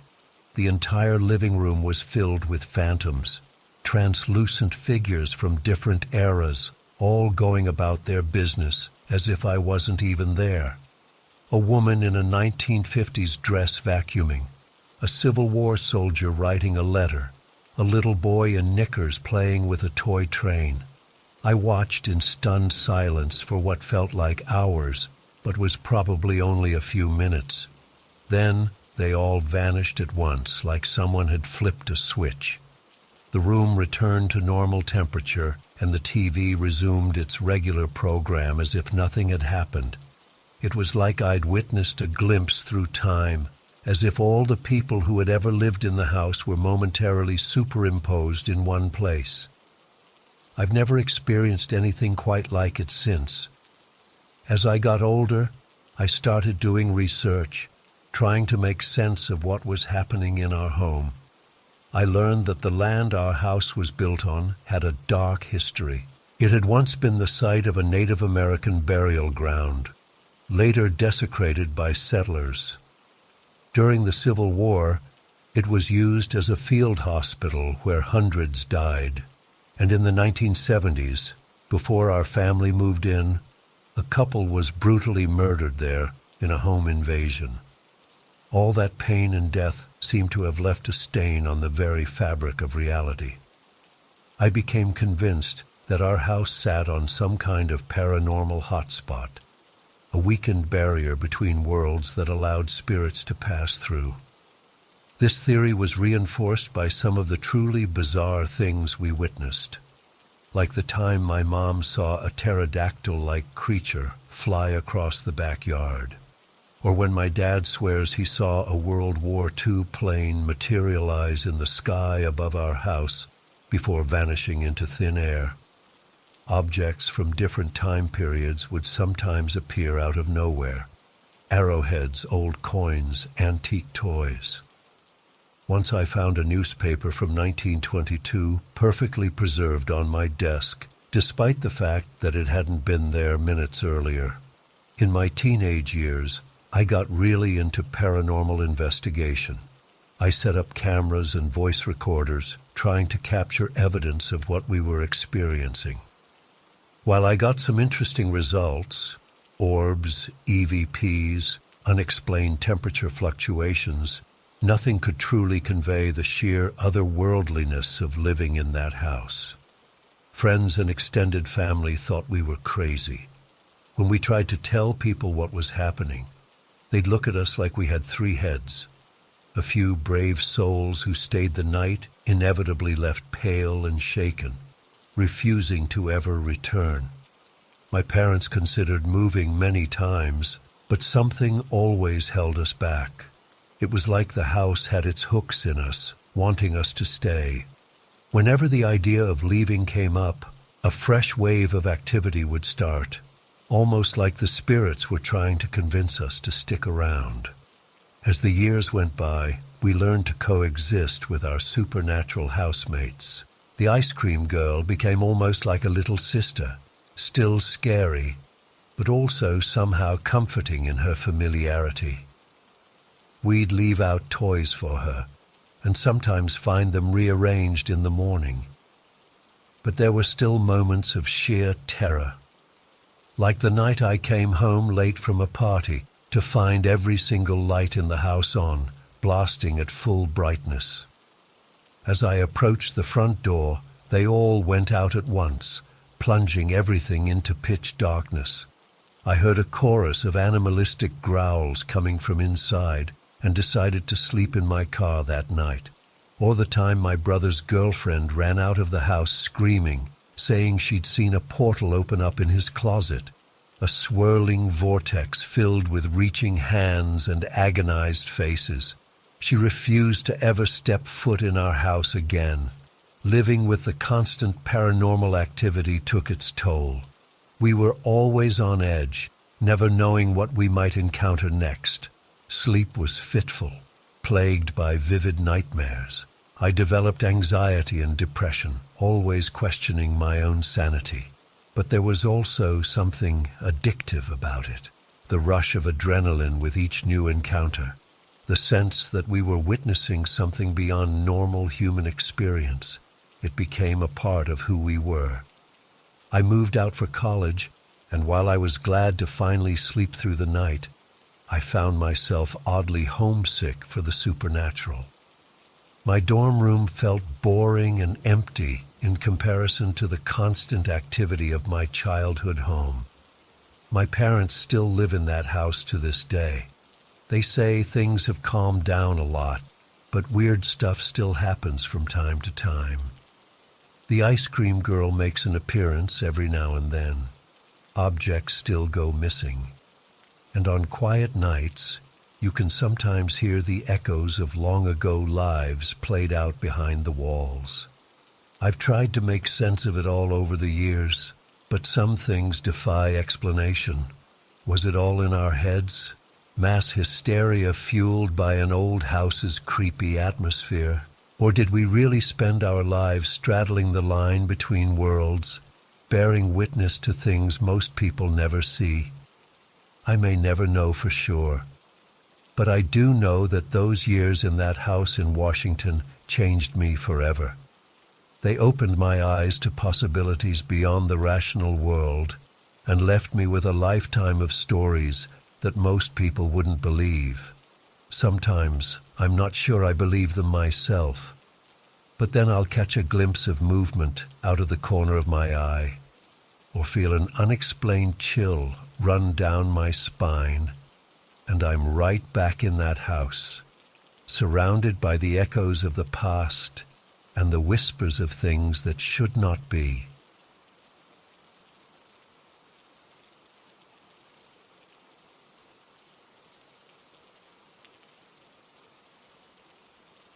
I was never one to believe in ghosts or anything supernatural. That all changed when my family and I moved into our new house last year. At first, everything seemed normal. We were excited about the extra space and the big backyard. But within a few weeks, strange things started happening with our 2-year-old son, Tommy. It began innocently enough.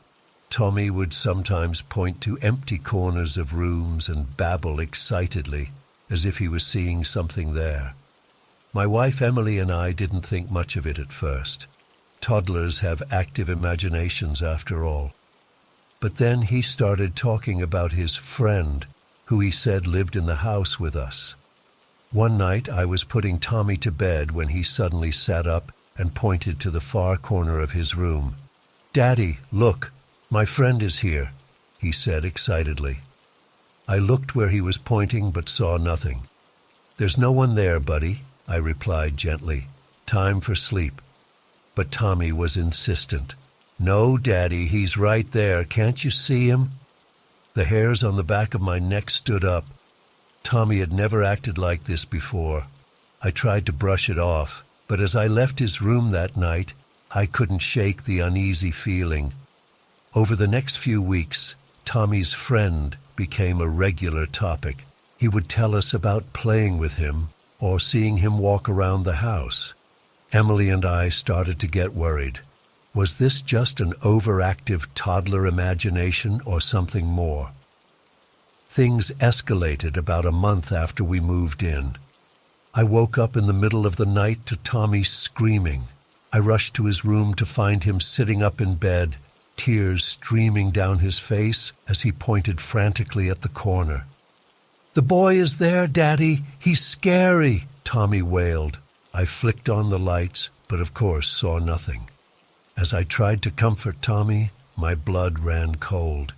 He had never referred to his friend as scary before, and he had always been vague about what he was seeing. This was the first time he specifically said it was a boy. The next day, Emily and I decided to ask our elderly neighbor about the history of the house. Mrs. Johnson had lived next door for over 50 years. When we casually mentioned Tommy's imaginary friend, her face went pale. She hesitated before telling us that a young boy had died in an accident in our house back in the 1960s. He was about 7 or 8 years old at the time. I felt sick to my stomach. How could Tommy possibly know about that? We had never told him anything about the house's history. Emily and I were seriously freaked out, but we tried to stay rational. We decided to set up a nanny cam in Tommy's room to see if we could catch anything unusual on video. For a few nights, nothing happened, but on the 4th night, the footage made my heart stop. Around 3 a.m., the camera picked up a strange mist forming in the corner of Tommy's room, the exact spot where he always pointed. The mist slowly took on a vaguely human shape. It wasn't clearly defined, but I could make out what looked like the outline of a small child. The figure seemed to move closer to Tommy's bed, hovering there for several minutes before dissipating. I showed the footage to Emily, and we were both stunned. There was no logical explanation for what we were seeing. We considered moving, but ultimately decided to stay and try to understand what was happening. We started researching the history of the house more thoroughly. What we uncovered was heartbreaking. The boy who died was named Michael. He had fallen down the stairs and hit his head. His parents had found him too late to save him. As we dug deeper, we learned that Michael had been a lonely child who struggled to make friends. The thought that his spirit might still be in the house, trying to connect with our son, was both sad and terrifying. We decided to try communicating with Michael's spirit, as crazy as that sounds. We set up a voice recorder in Tommy's room and asked questions out loud, hoping to capture EVP's electronic voice phenomena. To our shock, when we played back the recording, we heard a faint child's voice responding to some of our questions. It was saying things like, "I'm lonely and I want to play." At this point, we were torn about what to do. On one hand, we were terrified of this supernatural presence in our home, but on the other hand, we felt a strange sort of sympathy for Michael's spirit. He seemed harmless, just a lonely child wanting companionship. We decided to cautiously allow the interactions to continue, but we set some ground rules. We told Tommy that it was okay to talk to his friend, but that he should always tell us if anything scary happened. We also started leaving toys out in the spot where the spirit seemed to appear, almost like offerings. Over time, the atmosphere in the house changed. The creepy feeling lessened, and Tommy's encounters seemed more positive. He would tell us about playing games with Michael, or showing him his toys.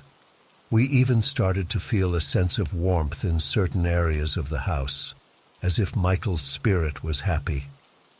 One day, about 6 months after we moved in, something incredible happened. Tommy came running to us, excited about a present from Michael. In his hand was an old, tarnished coin. We later researched it and found out it was from the 1950s, exactly the era when Michael would have been alive. We were shocked. How had this coin appeared? We'd never seen it in the house before. It was tangible proof that something truly unexplainable was happening. We carefully placed the coin in a small box, treating it almost like a sacred object.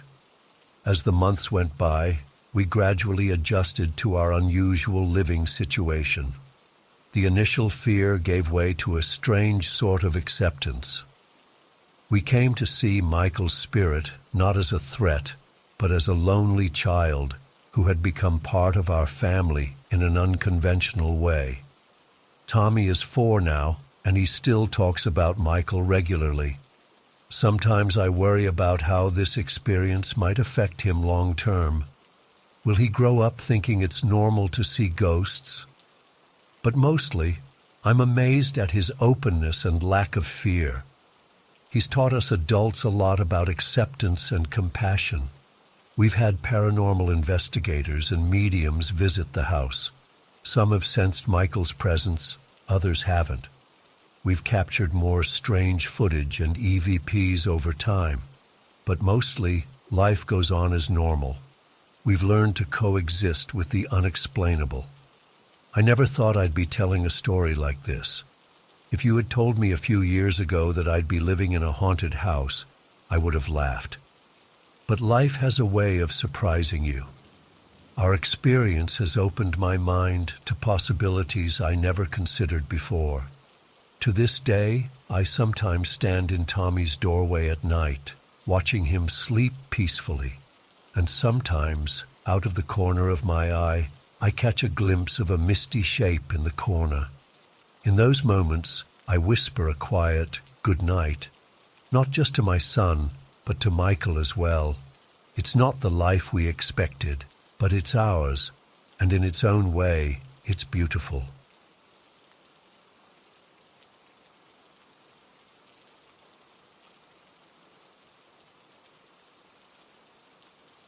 As I wiped down the bar top, I noticed movement out of the corner of my eye. I glanced up, expecting to see a customer approaching, but there was no one there, just the empty space between two tables. I shrugged it off and went back to cleaning. A few minutes later, I heard the distinct sound of a glass being set down on wood. I turned, thinking one of the patrons had finished their drink, but everyone still had full glasses. That's when I saw her, a woman in old-fashioned clothes, standing by the far end of the bar. She wasn't there a second ago, I was sure of it. I blinked, and she was gone. My heart started racing. I'd heard rumors about the pub being haunted, but I'd always laughed them off. Now, I wasn't so sure. I tried to focus on my work, convincing myself it was just my imagination playing tricks on me. As the night wore on, things got stranger. The temperature in the pub seemed to drop suddenly, despite the heaters being on full blast. Glasses would move slightly when no one was near them.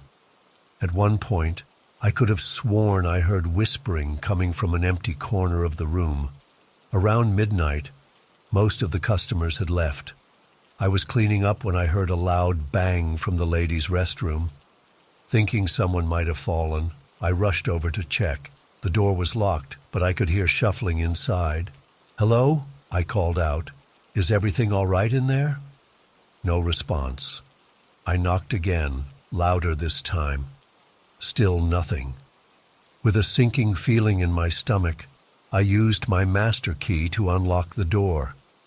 As I pushed it open, a blast of frigid air hit me. The bathroom was empty, but all the stall doors were swinging wildly, as if someone had just run through them.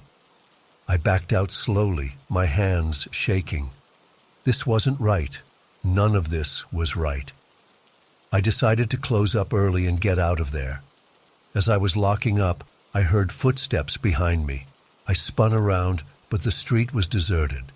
The next few nights were relatively uneventful, and I started to convince myself that I'd just had an overactive imagination that night.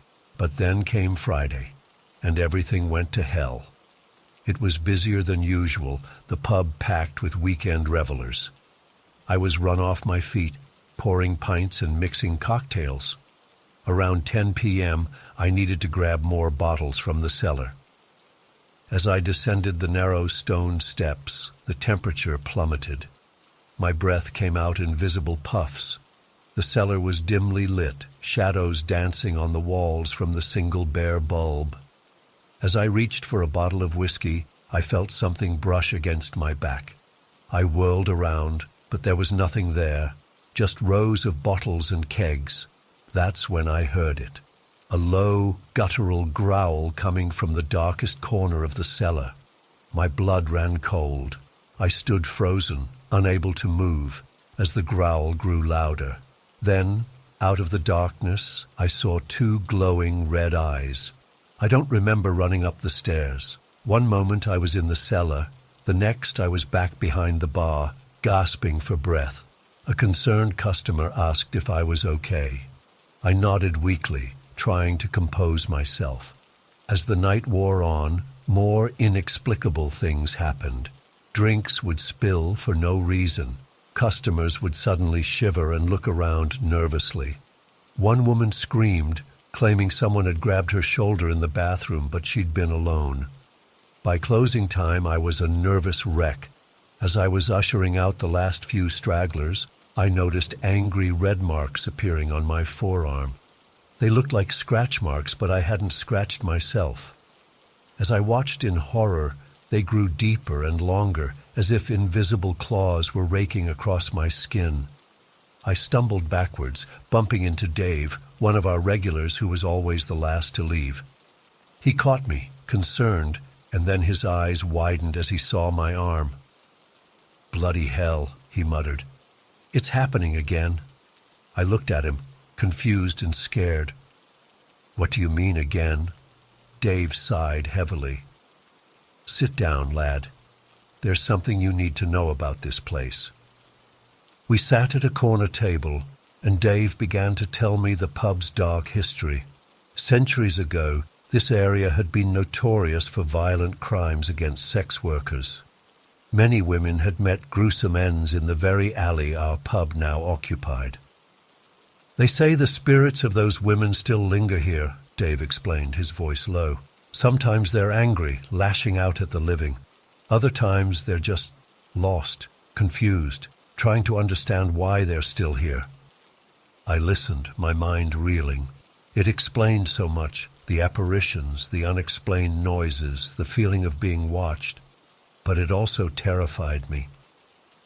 "Why didn't anyone tell me?" I asked. Dave shrugged. "Most folks don't believe it. Those who do, well, we don't like to talk about it much. Brings bad luck, they say." As if on cue, a loud crash came from behind the bar. We both jumped up to see what had happened. A bottle of expensive scotch had fallen from the top shelf, shattering on the floor. There was no way it could have fallen on its own.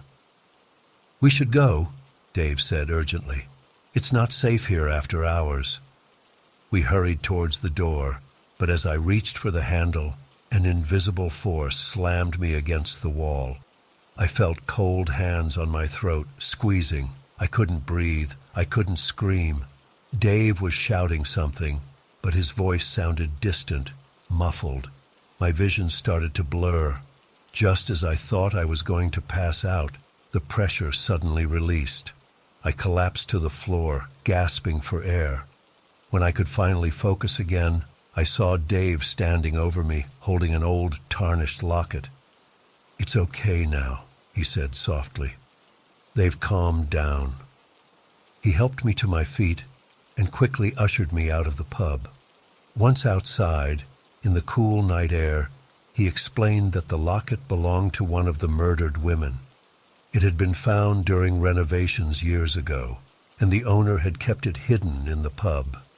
"It seems to soothe them," Dave said, "like a connection to their past lives." I nodded, still trying to process everything that had happened. I don't think I can work there anymore," I said shakily. Dave patted my shoulder. "No one would blame you, lad. It takes a special kind of person to handle this place." As we parted ways, I couldn't shake the feeling that this wasn't over.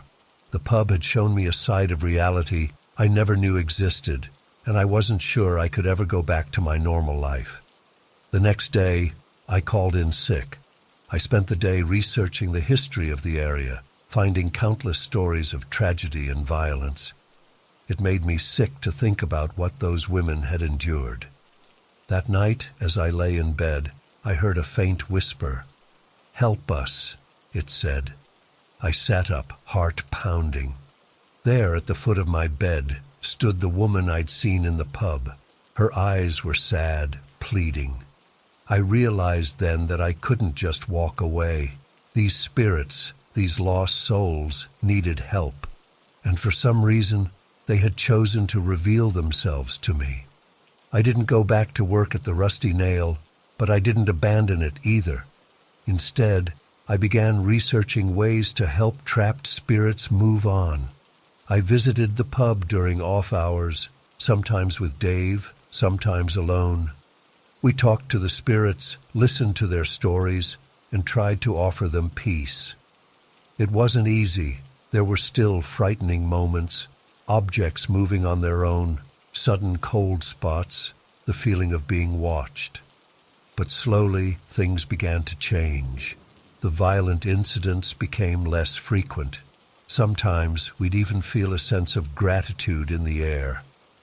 I don't know if we'll ever fully resolve the hauntings at the Rusty Nail, but I do know that I can never go back to seeing the world the way I did before. There's more out there than most people realize, hidden just beneath the surface of our everyday lives.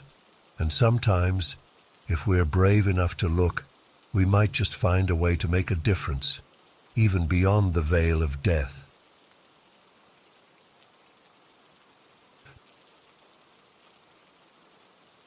It was around 11 p.m., and I was getting ready for bed, just finished brushing my teeth and changing into pajamas. I remember feeling pretty exhausted after a long day of presentations and client meetings. All I wanted was to crash and get a good night's sleep before my early flight home. As I was turning down the sheets, I caught a glimpse of something out of the corner of my eye. At first, I thought it was just a trick of the light, or my tired eyes playing tricks on me. But when I looked up, I froze in absolute shock.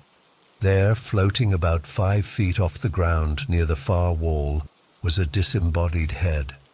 I know how crazy that sounds, believe me. If someone had told me this story, I'd think they were out of their mind. But I swear on everything I hold dear, this is what I saw with my own 2 eyes. It was the translucent head of a man, kind of flickering and wavering like a hologram. He looked to be middle-aged, with an old-fashioned haircut slicked back, the kind of style you'd see in photos from the 1940s or 50s. The head wasn't looking at me directly. Its gaze seemed unfocused, staring blankly ahead, but the facial features were clear as day. I could make out the lines around his eyes, the shape of his nose, even the stubble on his chin. It was so vivid and yet so impossible at the same time. I stood there paralyzed, unable to move or speak. My heart was pounding so hard I could hear the blood rushing in my ears. A million thoughts raced through my mind. Was I hallucinating? Having some kind of mental breakdown? Or was this actually impossibly real? Before I could process what was happening, the head started to move. Slowly at first, then picking up speed, it glided smoothly across the room. It passed right by the foot of my bed, continuing on its path. I found myself holding my breath, afraid to make even the slightest sound. When it reached the wall opposite where it had appeared, the head simply vanished, like it had passed right through the solid surface. 1 second it was there, the next, gone without a trace.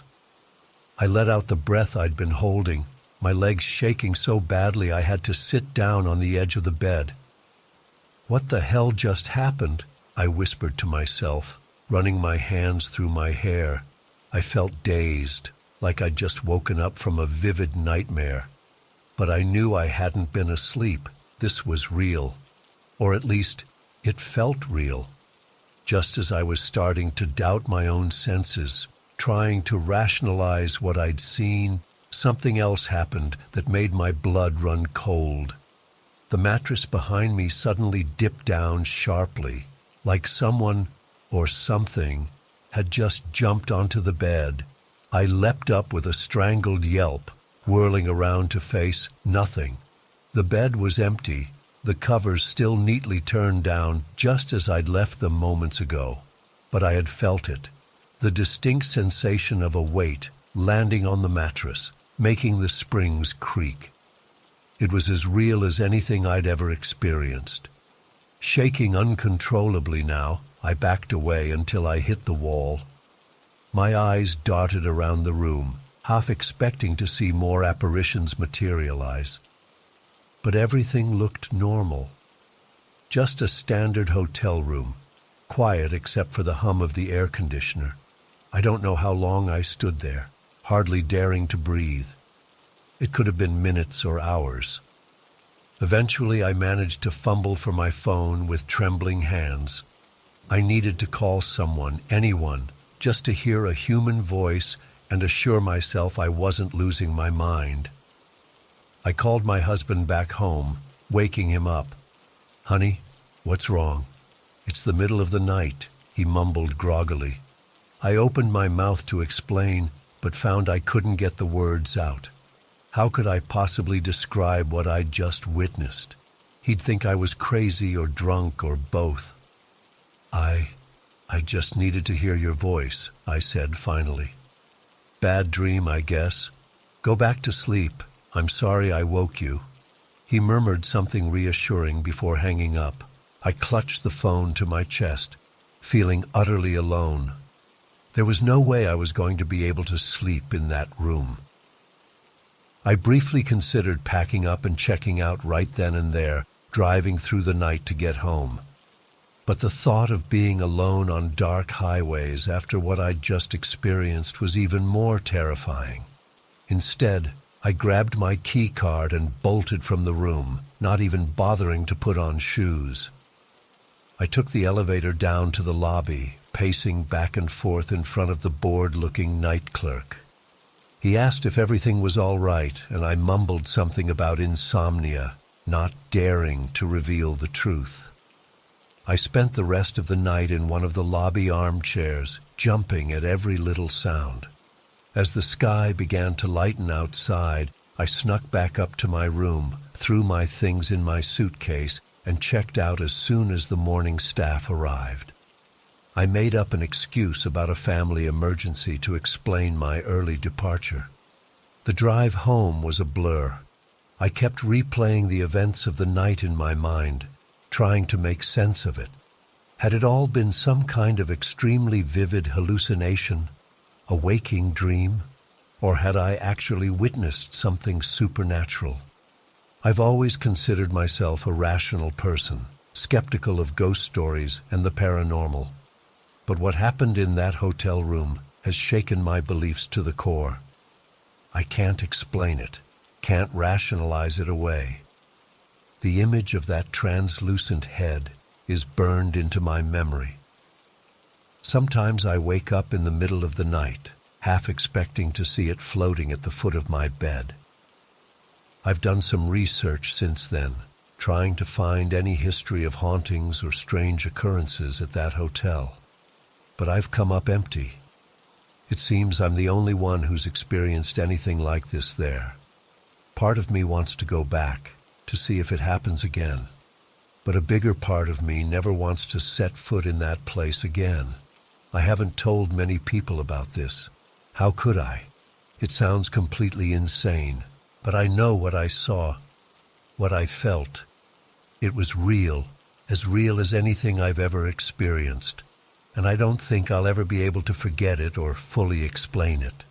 Sometimes I find myself wondering about that ghostly head. Who was he in life? Why was he there in that particular hotel room? Was he trying to communicate something or just going about his own spectral business? I'll probably never know the answers. All I know is that my view of reality has been forever altered. There are things in this world that defy explanation, that exist beyond our understanding, and sometimes when we least expect it, they reveal themselves to us in the most ordinary of places, like a generic hotel room in Greensboro, Georgia. I still travel for work, still stay in hotels, but now, every time I enter a new room, I can't help but glance around nervously, half expecting to see that flickering, translucent head. And every time I feel an unexpected dip in the mattress, my heart skips a beat. Some experiences change you forever. This was mine. And no matter how much time passes, I don't think I'll ever be able to fully shake the memory of that night. The night I saw the ghost in room 237.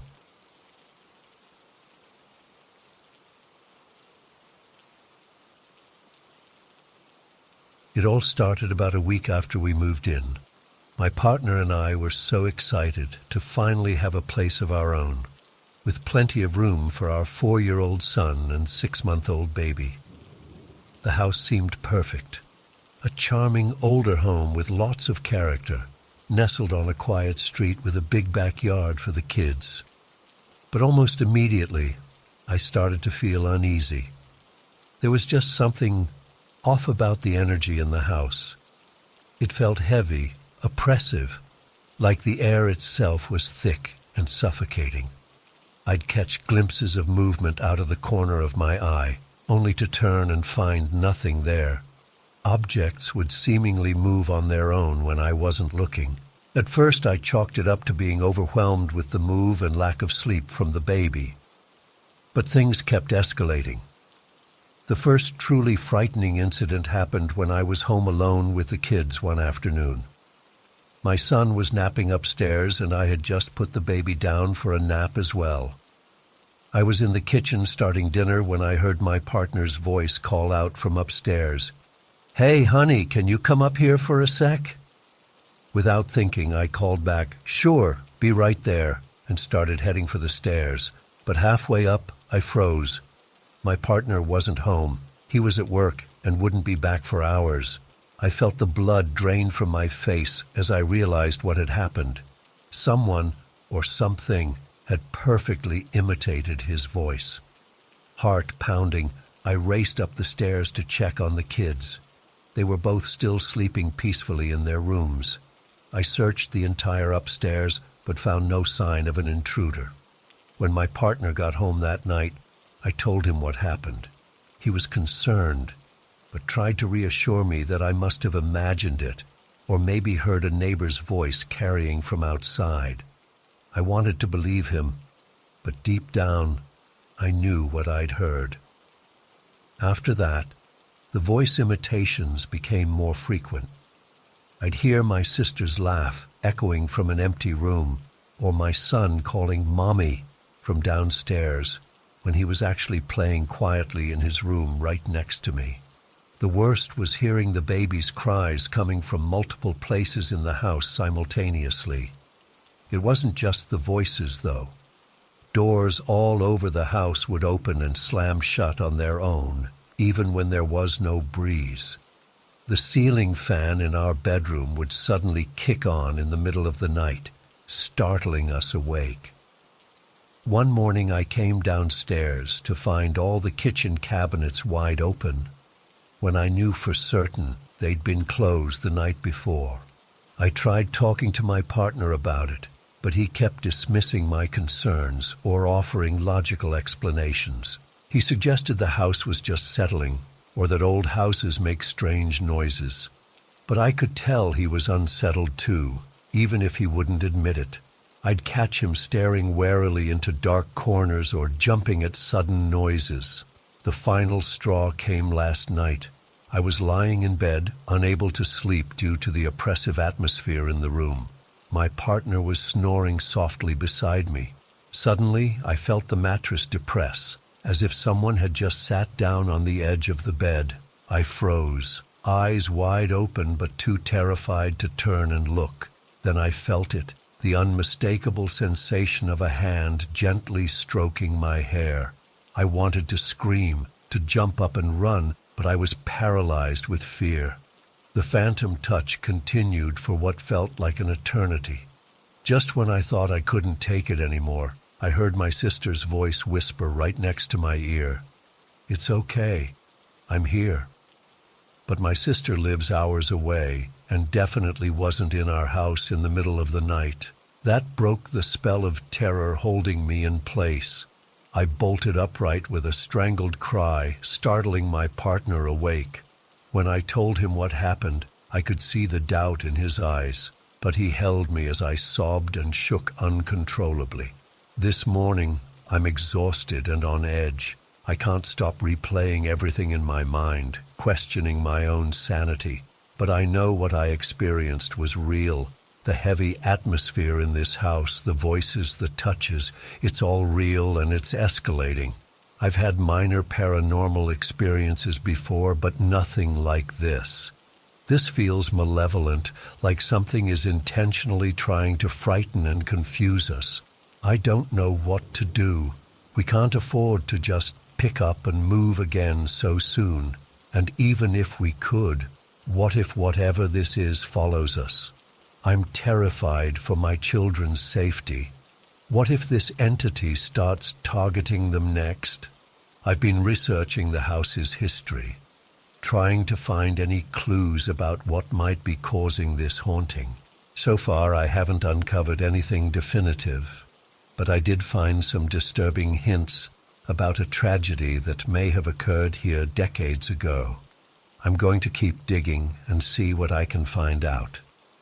In the meantime, I'm looking into having the house blessed or cleansed by a spiritual practitioner. I don't know if it will help, but I have to try something.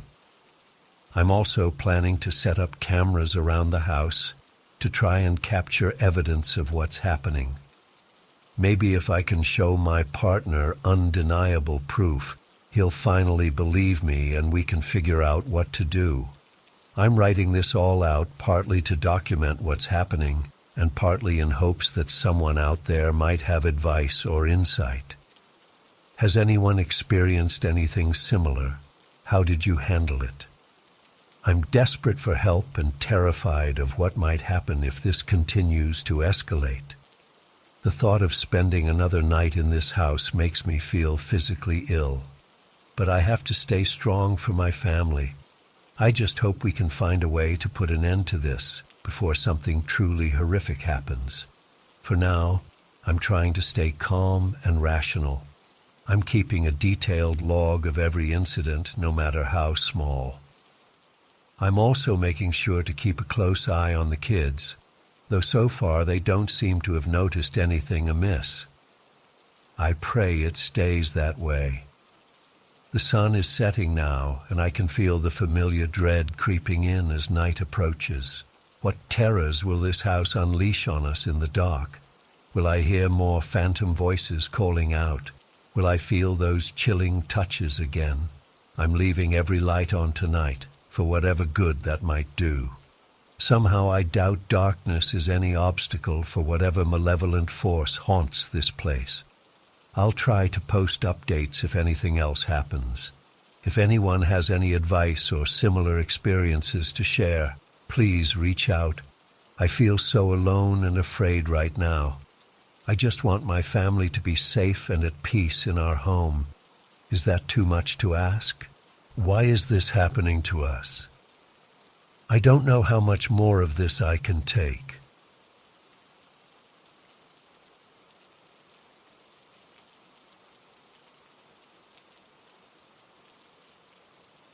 At first, I chalked up the odd noises and sensations to the natural settling of an aging building. The creaks and groans at night, the sudden cold spots, the feeling of being watched. I dismissed it all as products of an overactive imagination in unfamiliar surroundings. But as the weeks went on, I began to suspect there was something more at play. It started small. I'd wake up in the middle of the night to the sound of footsteps in the hallway, only to find it empty when I peered out. Objects would mysteriously move or go missing, then reappear in unexpected places. The children's toys would activate on their own, tinny music box melodies drifting through the apartment at odd hours. I mentioned these occurrences casually to Madame Dubois one morning over coffee. She paused, cup halfway to her lips, and gave me an appraising look. "Ah," she said after a moment, "I see you've met Grand-Père." She went on to explain that her grandfather had lived in the apartment during World War II. He'd been part of the French resistance, using the home as a safe house and meeting place. After the war, he'd never quite left. even after his death in the 1960s. He's harmless, Madame Dubois assured me. Just keep an eye on your keys. He likes to play little tricks sometimes. I nodded, unsure how to respond. I'd never been a particularly superstitious person, but the matter-of-fact way she spoke about her grandfather's ghost made me wonder if I'd underestimated the possibility of such things. That night, as I lay in bed trying to sleep, I found myself hyper-aware of every little sound in the apartment. The tick of the radiator, the distant rumble of traffic, the wind whistling through a gap in the window frame. It all seemed amplified in the darkness. Just as I was finally drifting off, I heard it. The distinct creak of a door hinge, followed by slow, shuffling footsteps. My eyes flew open, heart pounding. The footsteps were coming closer, moving down the hallway towards my room. I held my breath as they stopped just outside my door. For a long moment, there was only silence. Then, ever so slowly, the door handle began to turn. Panic gripped me. I wanted to scream, to run, but I was frozen in place, unable to do anything but watch as the door swung open. There was no one there, just an empty doorway, yawning blackness beyond, but then I felt it. The mattress dipped slightly, as if someone or something had just sat down on the edge of the bed. I squeezed my eyes shut, willing whatever it was to go away. My heart was hammering so loudly I was sure it must be audible throughout the entire apartment. "S'il vous plaît," I whispered, my voice barely audible. "Please don't hurt me." A warm chuckle filled the room, startling me. It was a kind sound, grandfatherly almost. I felt a gentle pat on my foot through the blanket. "Ne t'inquiète pas, ma petite," a gravelly voice said. "Don't worry, little one." I cracked one eye open, then the other. There, sitting at the foot of my bed, was the translucent figure of an elderly man. He wore an old-fashioned suit and had a pipe clenched between his teeth, though no smoke emerged from it. His eyes twinkled with amusement as he regarded me. You're Monsieur Dubois?" I managed to stammer out. He nodded, smiling around his pipe stem. "Indeed I am, though I haven't been Monsieur in quite some time. Jean will do." I sat up slowly, my fear gradually giving way to curiosity. "I don't understand. Why are you here?" Jean's expression grew thoughtful. "This place," he gestured around the room, "it's been my home for a very long time. I fought to protect it, to keep it safe for my family. I suppose I'm not quite ready to leave it behind." We talked for hours that night. Jean told me stories of his time in the resistance, of secret meetings and narrow escapes. He spoke of his wife, his children, the life he'd built in this very apartment. As the sky began to lighten outside, he stood to leave. "I hope I didn't frighten you too badly," he said apologetically. "It's been so long since I've had someone new to talk to." I shook my head. "It's all right. I understand now." From that night on, Jean became a regular, if unconventional, companion during my stay with the Dubois family. He would appear in the evenings after the children were asleep, regaling me with tales of old Paris or offering advice on navigating the city. Sometimes on my days off, I'd come home to find that he'd left little gifts for me, an old book of French poetry, a vintage postcard, once even a beautifully preserved flower pressed between two panes of glass. Of course, he couldn't resist the occasional prank. Keys would go missing only to turn up in the most unlikely places, or I'd find my carefully arranged belongings rearranged into amusing patterns. But it was always playful, never malicious. As the weeks went by, I found myself looking forward to our nightly chats. Jean had a way of putting things into perspective, of making my homesickness and doubts seem small in comparison to the grand sweep of history he'd witnessed. One night, as we sat by the window watching the twinkling lights of the Eiffel Tower in the distance, I asked him a question that had been nagging at me. Jean, why did you decide to reveal yourself to me? Why not stay hidden like you have with other au pairs? He was quiet for a long moment, puffing thoughtfully on his spectral pipe. Finally, he turned to me with a sad smile. You reminded me of my Matilda, he said softly. She had the same spirit, the same curiosity about the world. I suppose I couldn't resist the chance to connect with someone like that again. I felt a lump form in my throat. What happened to her? Jean's eyes grew distant. The war, he said simply. So many lives cut short, so many dreams unfulfilled. He shook his head, as if to clear away the painful memories. But that's why I'm still here, you see, to watch over my family, to make sure they have the chances we didn't. As my time in Paris drew to a close, I found myself dreading the goodbye more than I'd expected. Jean had become a true friend, a link to the city's past and a guide to its present. On my last night in the apartment, I waited up for him, but he didn't appear. I fell asleep disappointed, thinking I'd missed my chance to say farewell. But in the early hours of the morning, I was awakened by a familiar presence. Jean stood by my bedside, a wistful expression on his face. It's time for you to go, isn't it? He asked. I nodded, feeling tears prick at my eyes. I'm going to miss you, Jean. He smiled, reaching out as if to pat my hand, though I felt nothing but a slight coolness where his fingers passed through. And I you, ma chère. But don't be sad. You have a whole life ahead of you, full of adventures and possibilities. Live it fully, for those of us who no longer can. I promised I would, and as the first rays of dawn began to creep through the window, Jean faded away. I never saw him again after that morning, but I've carried his words and his stories with me ever since.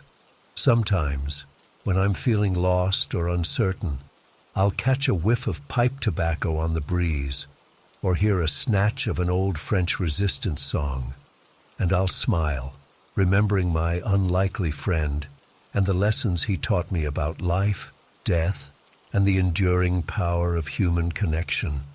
Paris will always hold a special place in my heart, not just for its beauty and history, but for the extraordinary encounter that showed me there's more to this world than meets the eye.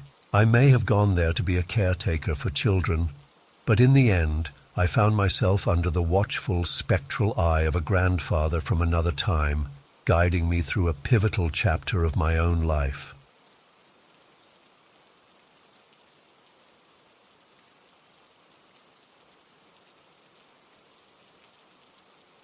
I was visiting my aunt in Tijuana for the weekend, excited to introduce her to my 6-month-old son, Lucas. It had been years since I'd seen her, and this was my first trip back to Mexico since having the baby. The moment we arrived at her quaint little house on the outskirts of town, something felt off. Lucas, who was usually such a happy, easygoing baby, started wailing as soon as we stepped through the front door. I figured he was just tired from the long journey, so I tried to settle him down for a nap in the guest room. But no matter what I did, rocking, singing, feeding, he wouldn't stop crying. His face was beet red, tears streaming down his chubby cheeks as he screamed at the top of his little lungs. My aunt seemed concerned but tried to reassure me.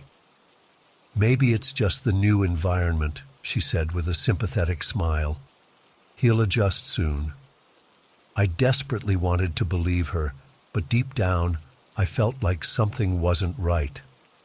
As the day wore on, Lucas's crying only intensified. He refused to sleep in the crib we'd set up, so I ended up holding him most of the time. My arms ached and my nerves were frayed. By evening, I was at my wit's end. My husband Jake suggested we try putting Lucas down in the old wooden bed in the guest room. Maybe he just doesn't like the crib, he reasoned. It was worth a shot. I gently laid Lucas on the faded floral bedspread, praying he would finally settle. For a brief moment, Lucas quieted. His cries softened to whimpers as his eyes darted around the dimly lit room. I held my breath, hardly daring to hope. But then, without warning, he let out a piercing shriek unlike anything I'd ever heard. It was a sound of pure terror that made my blood run cold. I scooped him up immediately, my heart pounding. What on earth had frightened him so badly? The room seemed perfectly normal, just an old dresser, a rocking chair, and the bed. Nothing that should terrify a baby. Jake came rushing in. What happened? Is he okay? I shook my head, fighting back tears of frustration and worry. I don't know. He just started screaming out of nowhere. I've never heard him make a sound like that before. Jake put his arm around me, trying to comfort us both. Here, let me take him for a bit. Why don't you try to get some rest? I nodded gratefully and passed Lucas to him.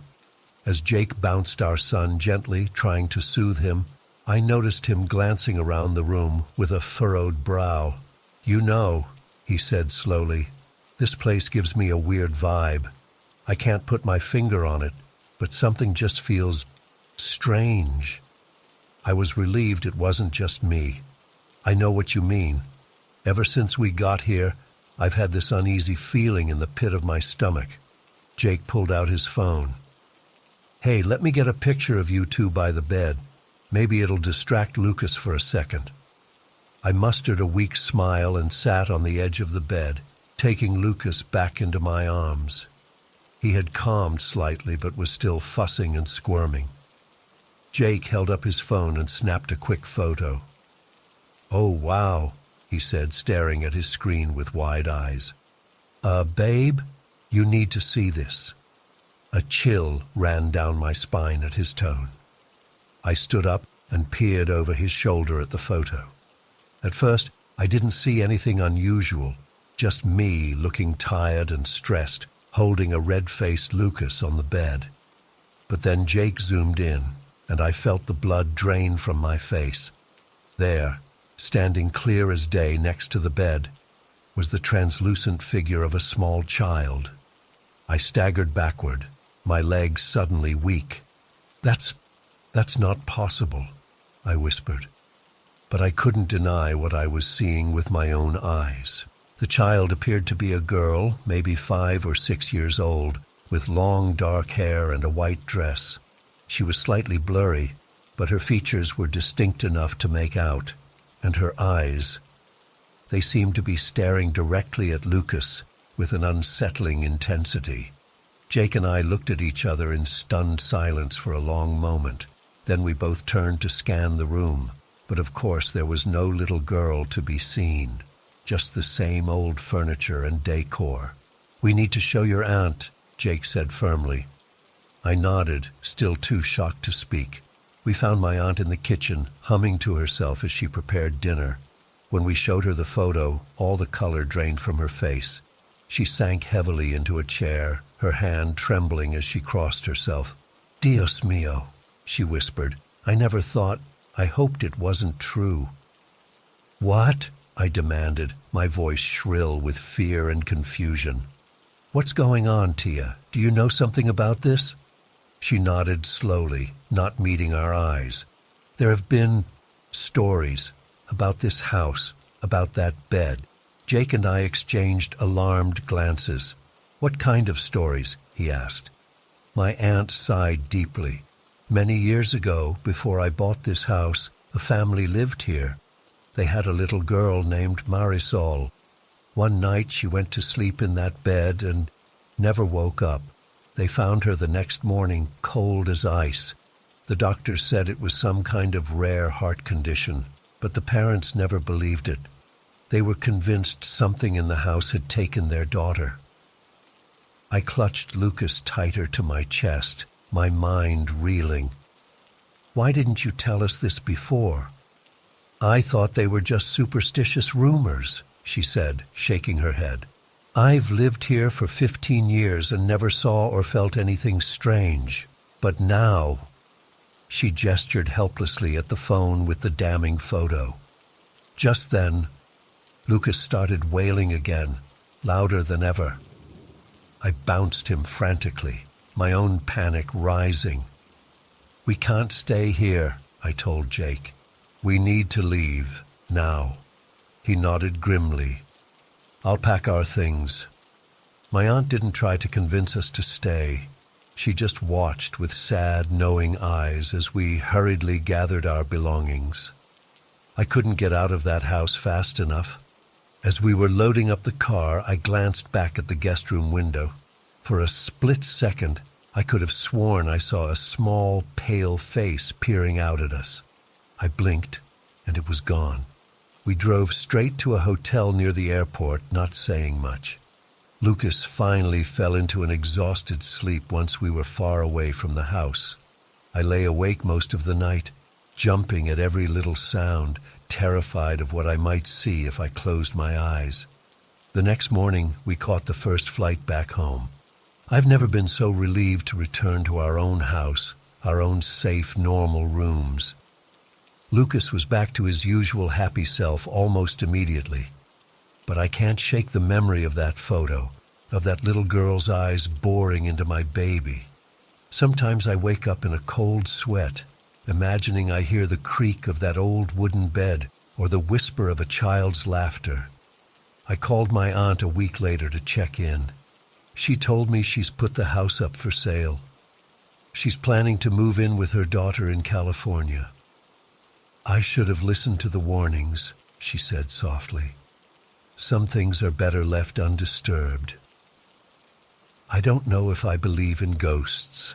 I've always considered myself a rational person, but I know what I saw in that photo, and I know the terror I felt in that house was real. Whatever was in that room, whatever was drawn to my son, it wasn't natural.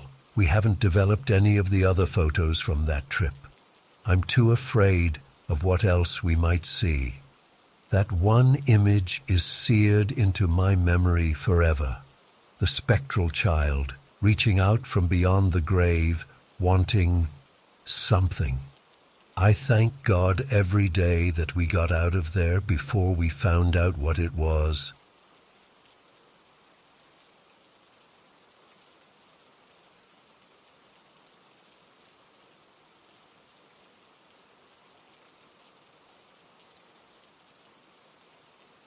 I've never been one to believe in the supernatural. Ghosts, spirits, demons, all that stuff always seemed like nonsense to me. But after what happened with my son Jake last week, I'm not so sure anymore. Jake is 7 years old and has nonverbal autism. He's the light of my life, but caring for him can be challenging at times. He has trouble communicating and often gets overwhelmed by sensory input.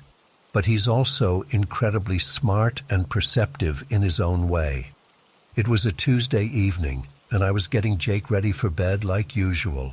We have a very set routine: bath time, pajamas, brush teeth, story time, then lights out. Jake was in a good mood that night, smiling and humming to himself as I helped him into his Paw Patrol PJs. I had just finished reading him Good Night Moon for probably the 1,000th time when things took a turn. Jake suddenly went very still, and his eyes got wide, fixating on the far corner of his bedroom. I followed his gaze but didn't see anything there, just the usual toys and furniture. "What is it, buddy?" I asked gently. Jake didn't respond, which wasn't unusual, but his body language was setting off alarm bells. His muscles were tense, and he had an expression of fear I'd never seen before. I tried to get his attention, waving my hand in front of his face, but he remained transfixed on that corner. Then he started making a strange gesture with his hands near his neck. It took me a moment to realize what he was mimicking. It looked like someone being hanged. A chill ran down my spine. Jake had never made a gesture like that before. He doesn't watch violent TV or anything that would expose him to that kind of imagery. Where was this coming from? "Jake, honey, what's wrong?" I asked, trying to keep the panic out of my voice. He still wouldn't look at me. His breathing was becoming rapid and shallow. I put my hands on his shoulders, wanting to comfort him, but he flinched away violently. His eyes were darting back and forth now, following something I couldn't see. He started rocking back and forth, a self-soothing behavior he does when he's distressed. My heart was racing. I had no idea what was happening or how to help my son. Was he having some kind of episode? Should I call 911? Just then, Jake let out a blood-curdling scream. It was unlike any sound I'd ever heard him make before, raw terror and anguish. Tears were streaming down his face. In that moment, a bizarre thought entered my mind. What if Jake really was seeing something in that corner, something I couldn't perceive? I'm not proud to admit it, but in my desperation, I decided to play along with this insane notion. I stood up and faced the empty corner of the room. "Listen," I said in a firm voice, trying to project confidence I didn't feel. "I don't know who or what you are, but you need to leave my son alone. He's just a child. You're scaring him. This is not your place. Go away and leave us in peace." I felt utterly ridiculous talking to thin air. But to my shock, Jake's screaming abruptly stopped. He was still crying, but more quietly now. His eyes were no longer fixed on the corner. "It's okay, baby," I soothed, gathering him into my arms. "Mommy's here. You're safe now." Jake buried his face in my shirt, his little body shaking with sobs. I rocked him gently, murmuring reassurances, until he eventually calmed down. When he pulled back and looked up at me, the fear was gone from his eyes. He gave me a watery smile and made grabby hands towards his favorite stuffed animal, a worn blue elephant named Ellie. I handed him Ellie, my mind reeling. What the hell had just happened? Had I imagined the whole thing? But as I watched Jake happily cuddling his toy, acting like nothing unusual had occurred, I knew I hadn't imagined it. Something very real and very frightening had just taken place in this room. I couldn't shake the feeling that by addressing whatever presence Jake had perceived, I had somehow made it leave. The thought both terrified and amazed me. That night, I barely slept. I kept getting up to check on Jake, but he was sleeping peacefully. I, on the other hand, jumped at every little sound and shadow. The next morning, Jake was his usual cheerful self. If he remembered anything about the previous night's events, he gave no sign. Part of me wanted to forget it had ever happened, but I knew I couldn't. Over the next few days, I found myself Googling things like ghost encounters and children seeing spirits. I came across countless stories of kids, especially those on the autism spectrum, seemingly interacting with supernatural entities. It was simultaneously comforting and disturbing to know we weren't alone in this experience. I also started paying more attention to Jake's behaviors, wondering if I had missed signs of this ability before. Had there been other instances where he was reacting to things unseen? A week has passed now, and nothing else out of the ordinary has happened. But I can't stop thinking about that night. It's changed how I see the world and how I see my son. I've always known Jake was special, but now I wonder just how special he might be. What other hidden perceptions or abilities might he have? And how can I protect him from things I can't even see or understand? I find myself watching him closely when we're out in public or in unfamiliar places. Is he just stimming, or is he reacting to some otherworldly presence? The not knowing is maddening. I've debated telling my husband about what happened, but I'm afraid he'll think I've lost my mind. Hell, Sometimes I think I've lost my mind. But then I remember the raw terror in Jake's eyes that night, the way he mimicked a hanging motion, the immediate change when I confronted the ghost. It was all too real to dismiss.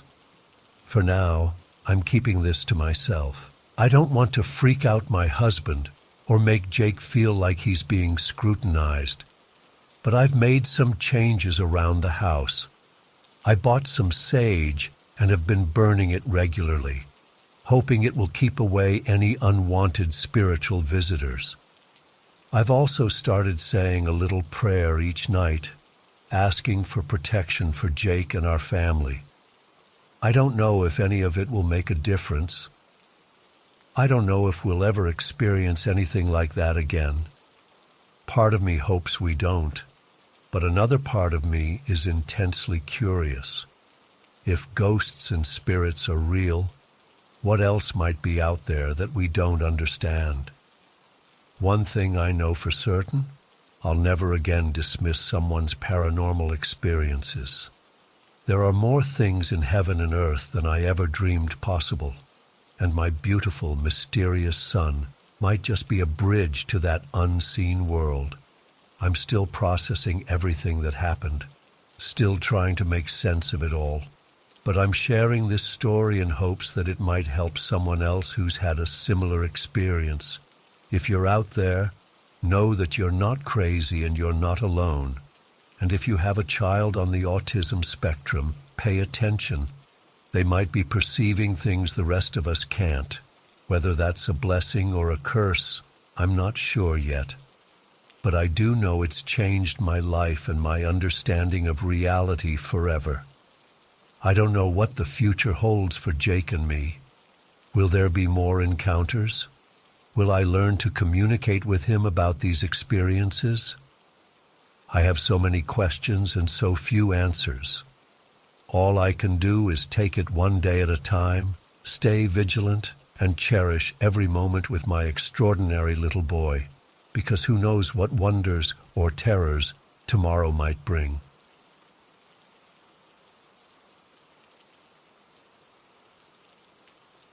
I'll never forget the day I met Super and Mumsy.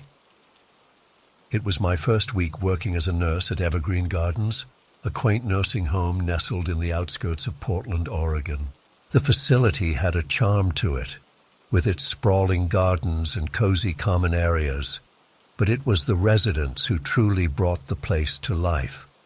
As I made my rounds that crisp autumn morning, I noticed an elderly gentleman sitting alone in the sunroom, his gaze fixed on an empty rocking chair beside him. His weathered hands rested on a wooden cane, and there was a wistful smile playing on his lips. I approached him, clipboard in hand, ready to introduce myself. "Good morning, sir. I'm Nancy, one of the new nurses here. How are you feeling today?" He turned to me, his eyes twinkling with a mixture of mischief and melancholy. "Well, hello there, Nancy. I'm Super, and I'm feeling just fine. Thank you kindly." I couldn't help but smile at his unusual name. "Super? That's quite a name you've got there?" He chuckled, a sound that reminded me of gravel crunching underfoot. "Oh, it's just a nickname that stuck. My real name's Walter, but nobody's called me that in over 7 decades. As I checked his vitals, Super regaled me with stories of his youth. He spoke of growing up in Greenbrier County, West Virginia, during the tumultuous years of Prohibition. His voice took on a conspiratorial tone as he leaned in closer. "You know, Nancy, Mumsy and I weren't always on the right side of the law back then," he said with a wink. "We were moonshiners, and damn good ones at that." I raised an eyebrow, both shocked and intrigued. "Moonshiners? Really?" Super nodded, his eyes glazing over with memories. "Oh, yes, Mumsy. That's my wife, Eloise. She had a knack for cooking up the smoothest shine you ever tasted. We had a still hidden deep in the woods, and we'd spend our nights bottling up liquid gold." He went on to describe their life during those wild years, the thrill of outwitting the law, the camaraderie among fellow moonshiners, and the constant fear of getting caught. But what struck me most was the way he spoke about Mumsy. His voice softened, and his eyes lit up every time he mentioned her name. "We were young and in love, Nancy. Nothing could stop us," he said, his voice thick with emotion. But after a few close calls with the feds, we decided it was time for a fresh start. So we packed up what little we had and headed west. Super's tale transported me to another time, and I found myself completely engrossed. He painted a vivid picture of their journey across the country, describing the dusty roads, the endless horizons, and the sense of adventure that filled their hearts. We ended up here in Oregon, can you believe it? Two hillbillies from West Virginia making a new life in the Pacific Northwest, he chuckled.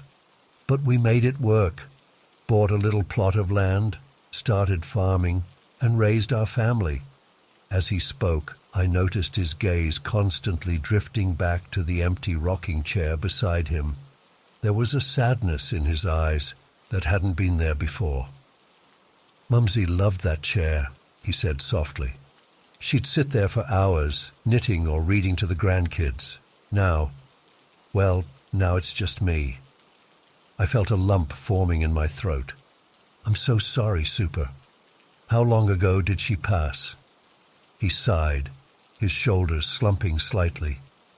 3 months, 2 weeks, and 4 days. Not that I'm counting or anything."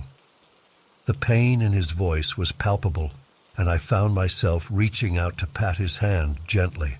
76 years is a long time to be married," I said, trying to offer some comfort. Super's face lit up again. 76 years, 12 children, 32 grandchildren, and more great-grandkids than I can count. We had a good run, Mumsy and I. As he continued to reminisce, I noticed something strange out of the corner of my eye.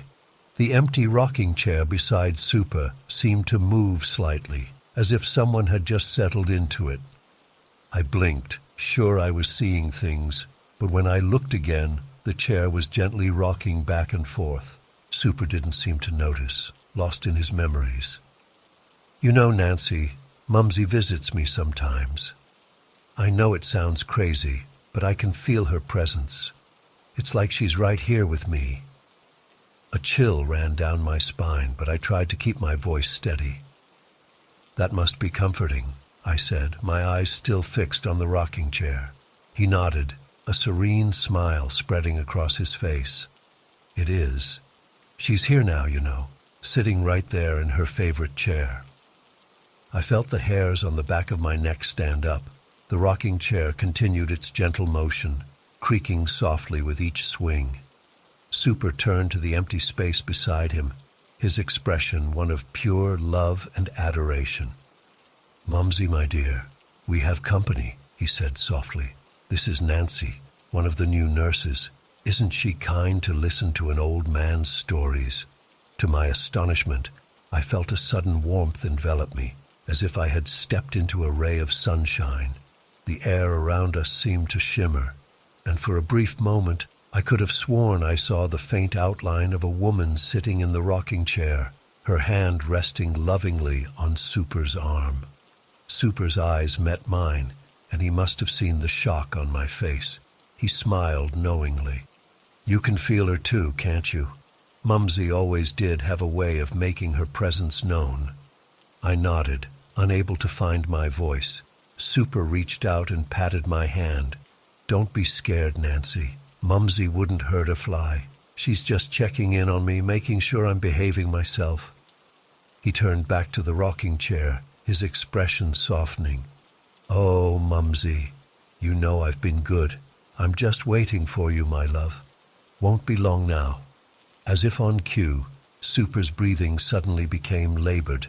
I snapped out of my daze and quickly checked his vitals. His pulse was weak and erratic. "Super, are you all right?" I asked, my professional training kicking in despite my lingering shock. He nodded, his eyes never leaving the rocking chair. "I'm fine, Nancy. Better than fine, actually. I think it's time. Panic rose in my chest. Time for what, Super? Should I call the doctor? But Super just shook his head, a peaceful smile on his face. No need for that, dear. Mumsy's come to take me home. I watched in awe as Super reached out his hand, as if taking hold of an invisible partner. His eyes were filled with such love and joy that it brought tears to my eyes. 76 years, he whispered, and I'd do it all over again in a heartbeat. I love you, Mumsy. Always have, always will. With those words, Super let out a soft sigh and closed his eyes. The monitor beside him flatlined, its steady beep filling the suddenly quiet room. As I stood there, torn between disbelief and a strange sense of wonder, I saw movement out of the corner of my eye. The rocking chair had stopped its gentle motion. Instead, it creaked loudly, as if someone was getting up from it. A warm breeze swept through the room, carrying with it the faint scent of wildflowers and moonshine. For a moment, just a moment, I could have sworn I saw two figures walking hand in hand, fading into the golden light streaming through the windows. As quickly as it had appeared, the vision vanished, leaving me alone in the room with Super's peaceful form. I wiped away a tear, my heart both heavy with loss and light with the beauty of what I had witnessed. In all my years of nursing, I had never experienced anything like this. Super and Mumsy's love story had transcended death itself, a testament to the enduring power of true love.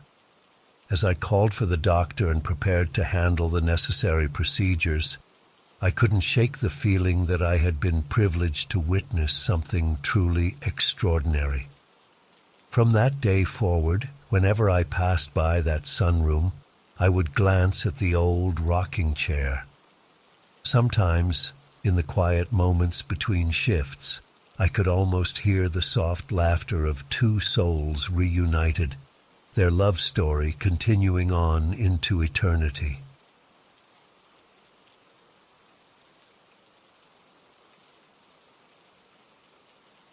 I never believed in ghosts until I moved into that old Spanish revival house with my family.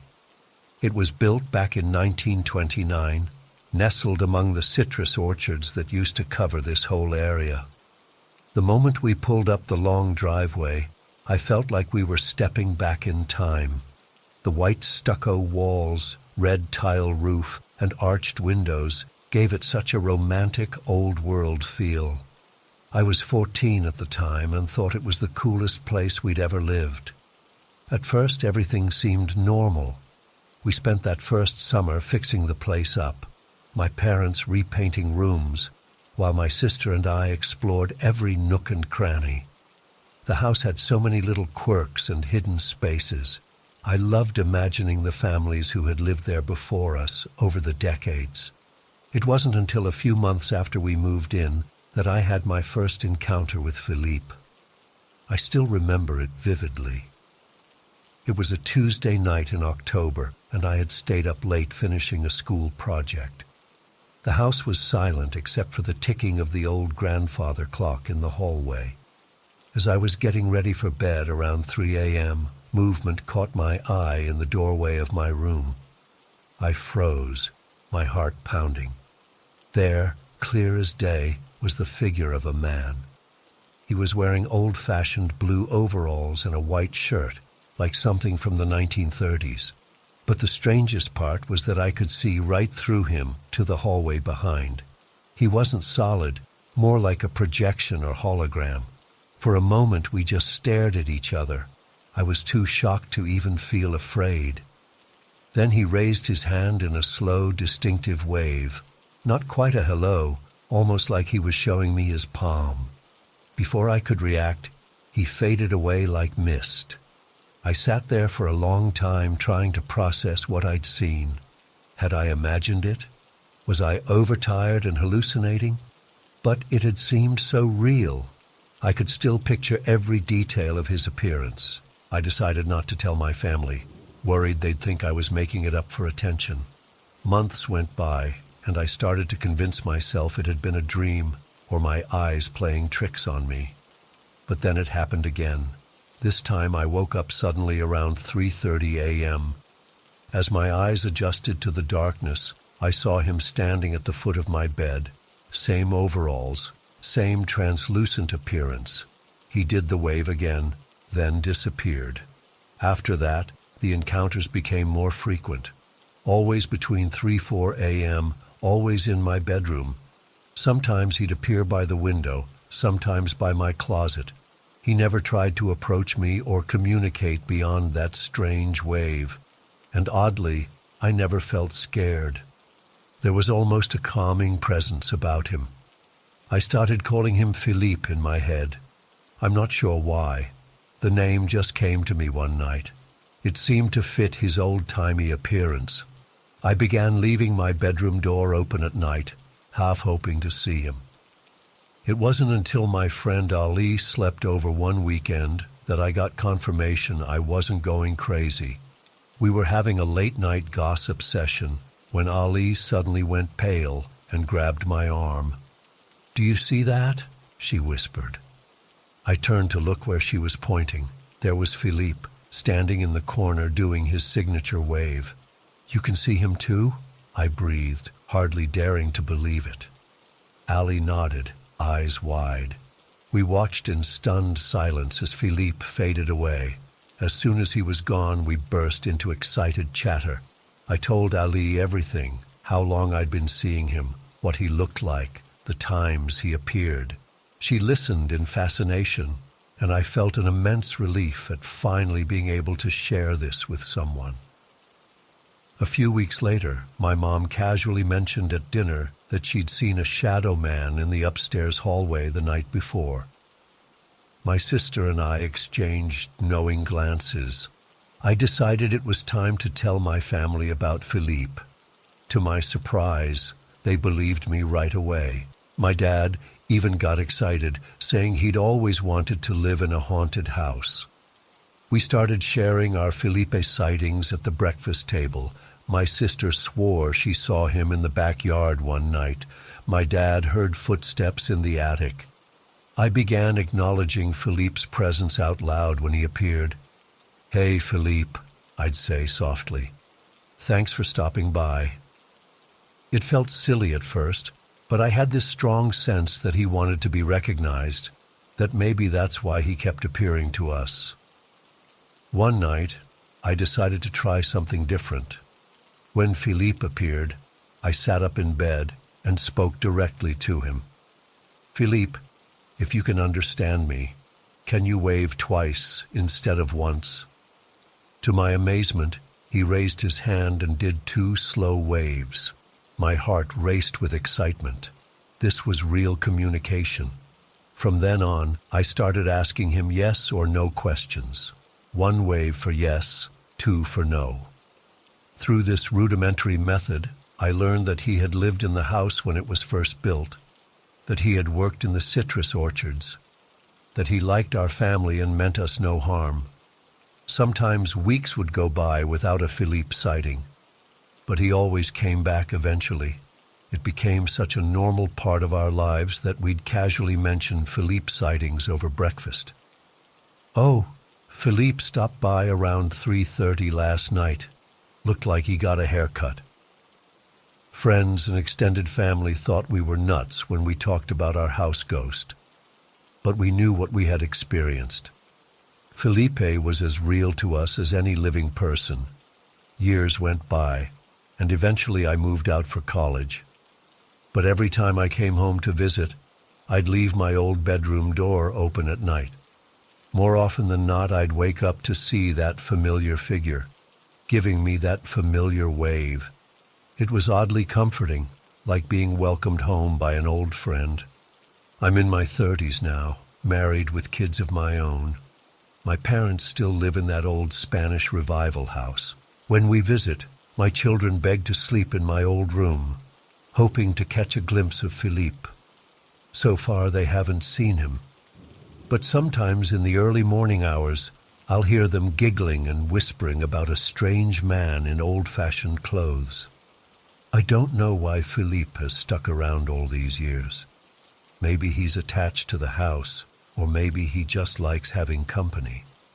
All I know is that he's been a benign, even comforting presence in our lives. A reminder that there are things in this world we can't fully explain, but that doesn't make them any less real. Sometimes I wonder if Philippe will still be there long after we're gone, welcoming new families with his trademark wave. I like to think so. After all, every old house needs a friendly ghost.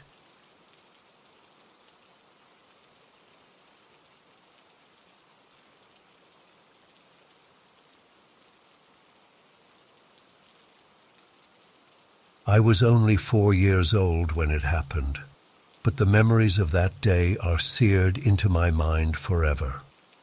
It was a beautiful summer afternoon, and my parents had decided to take me for a drive in the countryside. I remember feeling so excited as we set off, the warm breeze blowing through the open car windows. We were cruising along a winding country road, fields of golden wheat stretching out on either side.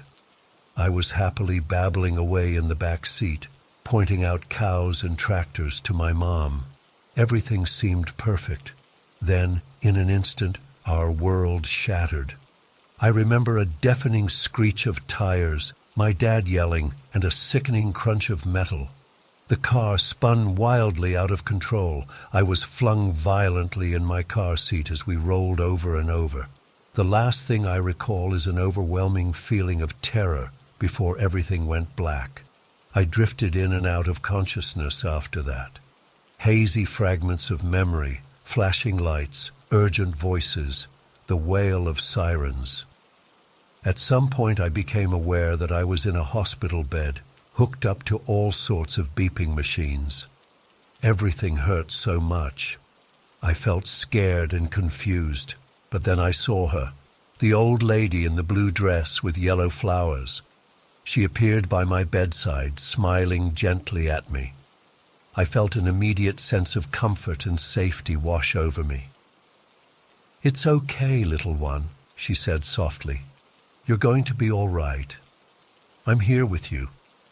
I learned later that I kept asking for Veronica during those first terrifying days in the hospital. The doctors and my parents were baffled. We didn't know anyone by that name. But I insisted that the nice old lady in the blue dress was there, watching over me. My condition was touch and go for a while. The doctors weren't sure if I would pull through, but somehow, against the odds, I began to stabilize and improve. It was like a miracle, they said. As I recovered, I continued to talk about Veronica. I described her in detail, her kind, wrinkled face, her long silver hair tied back in a bun, the way her blue dress was covered in cheery yellow flowers.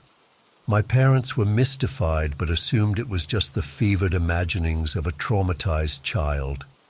It wasn't until weeks later, when I was finally well enough to go home, that the truth came out. My grandmother had come to visit and brought some old family photo albums to cheer me up. As we flipped through the pages, I suddenly pointed excitedly at one of the photos. "That's her!" I exclaimed. "That's Veronica!" My grandmother gasped. The photo showed an elderly woman in a blue floral dress, exactly as I had described. But this was my great-grandmother Veronica, who had passed away long before I was born. As my shocked family gathered around, my grandmother explained that Veronica had emigrated from Slovakia decades ago. She had lost a young son named Joseph Michael, my namesake, when he was around 4 years old. The tragedy had haunted her for the rest of her life.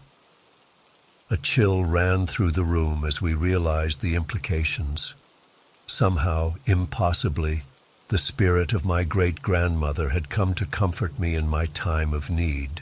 She had watched over her descendant, perhaps even helping me cling to life when I was on the brink. In the years since, I've often reflected on that surreal experience. There's so much about it that defies logical explanation, and yet I know in my heart that it was real. I still feel Veronica's presence sometimes, especially in moments of fear or uncertainty. It's as if, having glimpsed the world beyond the veil, I'm more attuned to it now. There's a profound comfort in knowing that love transcends even death, that our ancestors watch over us, reaching out across the divide when we need them most. My accident left me with some lasting physical effects, a slight limp, occasional migraines. But it also gave me an unshakable faith in the power of familial bonds. I feel deeply connected to my family history now, to all those who came before me. I've done a lot of research into my Slovak heritage over the years. I even visited Veronica's home village on a trip to Europe. Standing in the church where she was baptized, I felt that same warm, comforting presence I'd experienced in the hospital as a child. My own children are fascinated by the story of Veronica's intervention. I've tried to instill in them a sense of reverence for our ancestors, an appreciation for the invisible ties that bind us across generations. Who knows, perhaps someday, one of them will experience their own inexplicable encounter with a long-lost relative watching over them. I still have the photo of Veronica that I recognized that day. It sits in a frame by my bedside. Sometimes, in the soft light of dawn, I could swear I see a flicker of movement, a gentle smile, a reminder that we are never truly alone, that love finds a way to reach us even from beyond the grave. Life is full of mysteries that we may never fully comprehend, but my brush with death as a child taught me that there are forces at work in this world that go beyond our limited understanding. It showed me the awesome power of a grandmother's love, a love so strong it could transcend even the barrier between life and death. I'll always be grateful for Veronica's miraculous intervention. In my darkest hour, she was there, a beacon of hope and comfort. Her presence gave me the strength to pull through against impossible odds, and she left me with a profound appreciation for the unseen bonds that connect us all. Sometimes I wonder if Veronica is still out there somewhere, watching over our family. I like to think she is, a guardian angel in a blue dress with yellow flowers, ready to appear in times of need. It's a comforting thought as I navigate the ups and downs of life. My experience has made me more attuned to the possibility of supernatural occurrences. I've heard similar stories from others who've had brushes with death, tales of comforting presences, inexplicable visions, and mysterious interventions. It's made me realize how many people carry these profound, life-changing experiences with them, often too afraid of ridicule to share them openly. That's why I decided to finally write down my story and share it. I know some will be skeptical, and that's okay. I can't prove what happened to me, but I know what I experienced, and I believe there are forces at work in this world that we don't yet understand. If nothing else, I hope my story reminds people of the enduring power of love, a force so strong it can reach across the divide between life and death. Whether you believe in ghosts or guardian angels or not, I think we can all appreciate the comfort of knowing our loved ones are with us always, even after they've passed on. As for me, I'll always be grateful for my guardian angel in the blue dress. Veronica's love saved me that day, and it continues to inspire me to live my life to the fullest. Whenever I face challenges, I think of her strength and feel emboldened to push forward. So if you ever find yourself in a dark moment, remember, you are not alone. The love of those who came before you is always there, a quiet, but powerful force. All you have to do is open your heart to it.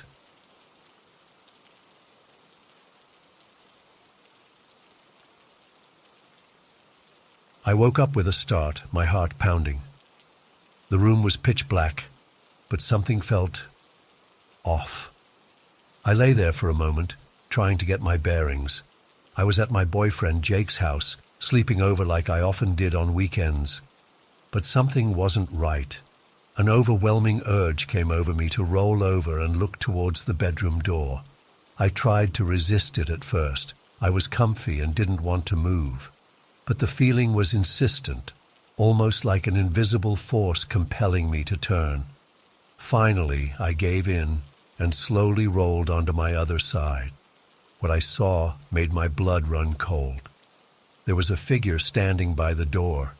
At first, I thought it might be Jake's mom checking on us, but as my eyes adjusted to the darkness, I realized this was not his mother. This was something else entirely. The figure was tall and vaguely humanoid in shape, but seemed to shimmer and shift as if not fully solid. I couldn't make out any distinct features. It was like a dark void in the shape of a person. As I stared in confusion and growing fear, it began to move towards the bed. Sheer terror shot through me.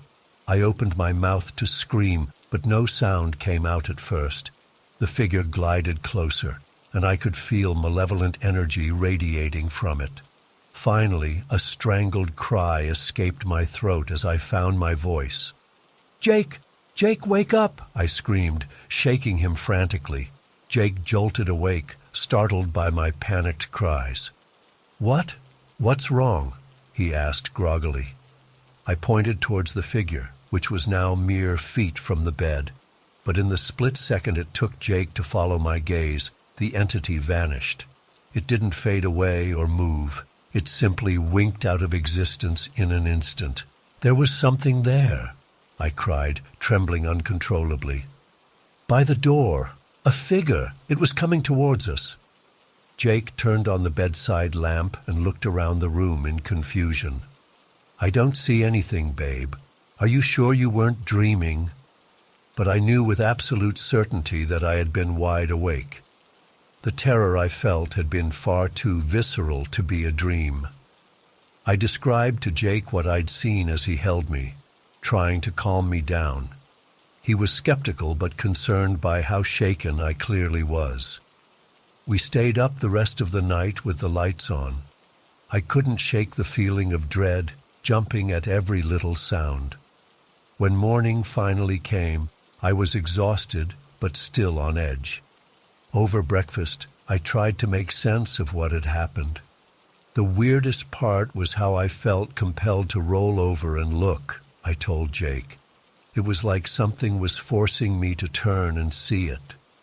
Jake's mom overheard us talking and asked what was wrong. When I hesitantly explained, a strange look came over her face. "You know, when we first moved in here, I had a similar experience," she said quietly. "I woke up one night and saw a dark figure by my bedroom door. I blinked and it was gone. I convinced myself it was just shadows playing tricks on my eyes, but I always wondered." A chill ran down my spine. So I wasn't the only one who had seen something in this house. But what was it? And why had it appeared to me last night? For weeks afterwards, I was jumpy and on edge, especially at night. I kept replaying the incident in my mind, trying to make sense of it, the way the entity had moved so unnaturally, the overwhelming dread I'd felt in its presence, and that strange compulsion to turn and look at it, almost like it had wanted me to see it. I scoured the internet for similar experiences, desperate for answers. I read about shadow people, interdimensional beings, all sorts of paranormal phenomena, but nothing quite matched what I'd encountered. Jake was supportive, but I could tell he was skeptical about the whole thing. He gently suggested that stress or an overactive imagination could be to blame. but I knew deep in my bones that what I'd seen was real. I started having trouble sleeping, afraid of what I might see if I opened my eyes in the night. When I did manage to drift off, my dreams were plagued by shadowy figures reaching for me. I'd wake up in a cold sweat, heart racing. After a few weeks, Jake convinced me to stay over again, hoping it would help me move past my fear. I was reluctant but agreed. That night I lay awake for hours, every nerve on high alert. But nothing out of the ordinary happened. As time passed, the intensity of the experience began to fade somewhat. But I never forgot that night or the bone-deep terror I'd felt. Sometimes I still find myself glancing nervously at dark corners, half expecting to see that shimmering void of a figure. To this day, I don't know what I encountered in Jake's room. Was it a ghost? Some kind of interdimensional being? A hallucination brought on by stress? I may never have answers. But one thing I know for certain, something was in that room with us that night. Something that didn't belong in our world, and for reasons I can't explain, it wanted me to see it. I've mostly come to terms with the experience now, but it's changed me. I'm more attuned to the unexplained, more open to possibilities beyond our normal reality. And I never ignore that feeling of being watched, or that prickle on the back of my neck that tells me something's not quite right. Because now I know, sometimes when you feel compelled to look into the darkness, there's something looking back at you. And once you've seen it, you can never truly unsee it. That night opened my eyes to a hidden world just beyond our perception, and while part of me wishes I could go back to blissful ignorance, a bigger part is glad to have glimpsed behind the veil, however terrifying it may have been. So if you ever wake up with an inexplicable urge to look into the shadows, listen to that instinct. But be prepared. You might see something that will change your view of reality forever. Just like it did for me on that fateful night in Jake's room.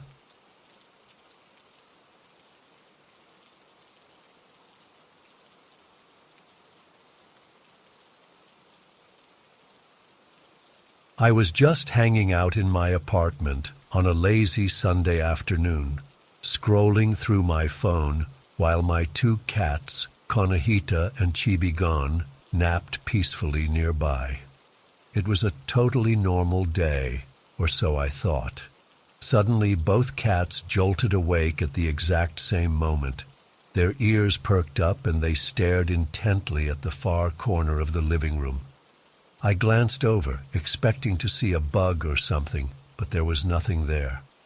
The cat's behavior quickly escalated from alert to downright terrified. Conejita's fur stood on end, and she let out a low, menacing growl, something I'd never heard from her before. Chibigon crouched low to the ground, his tail puffed up to twice its normal size.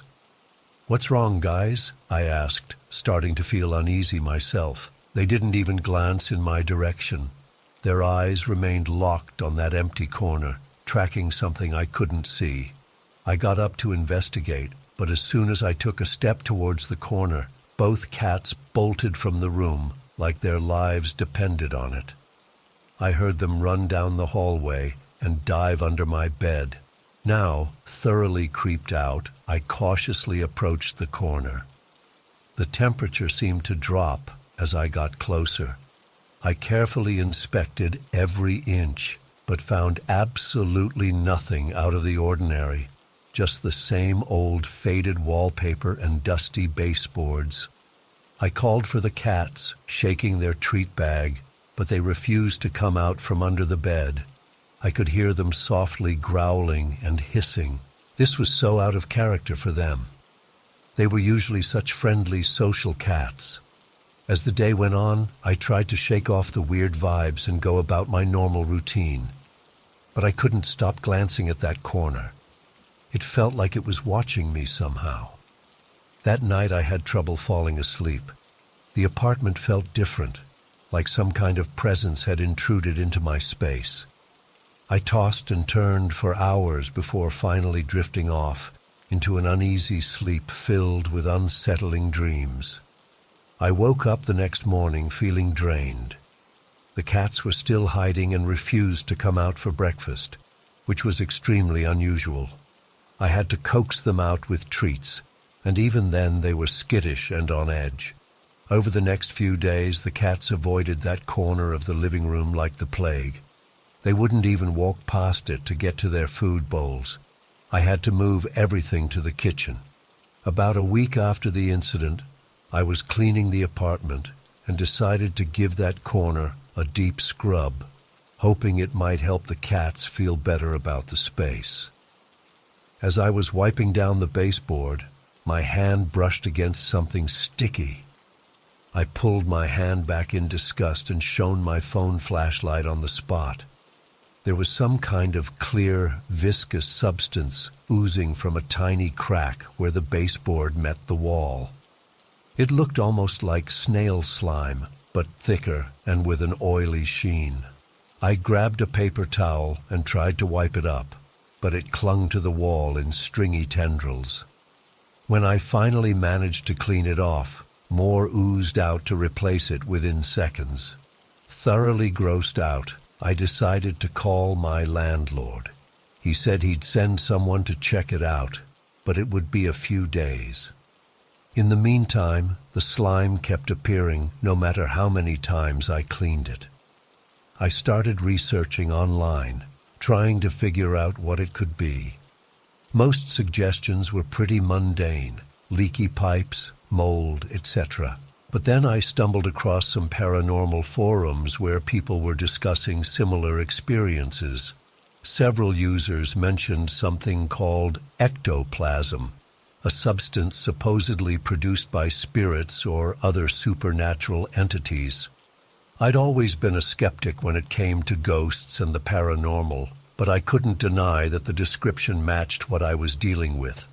The more I read, the more unsettled I became.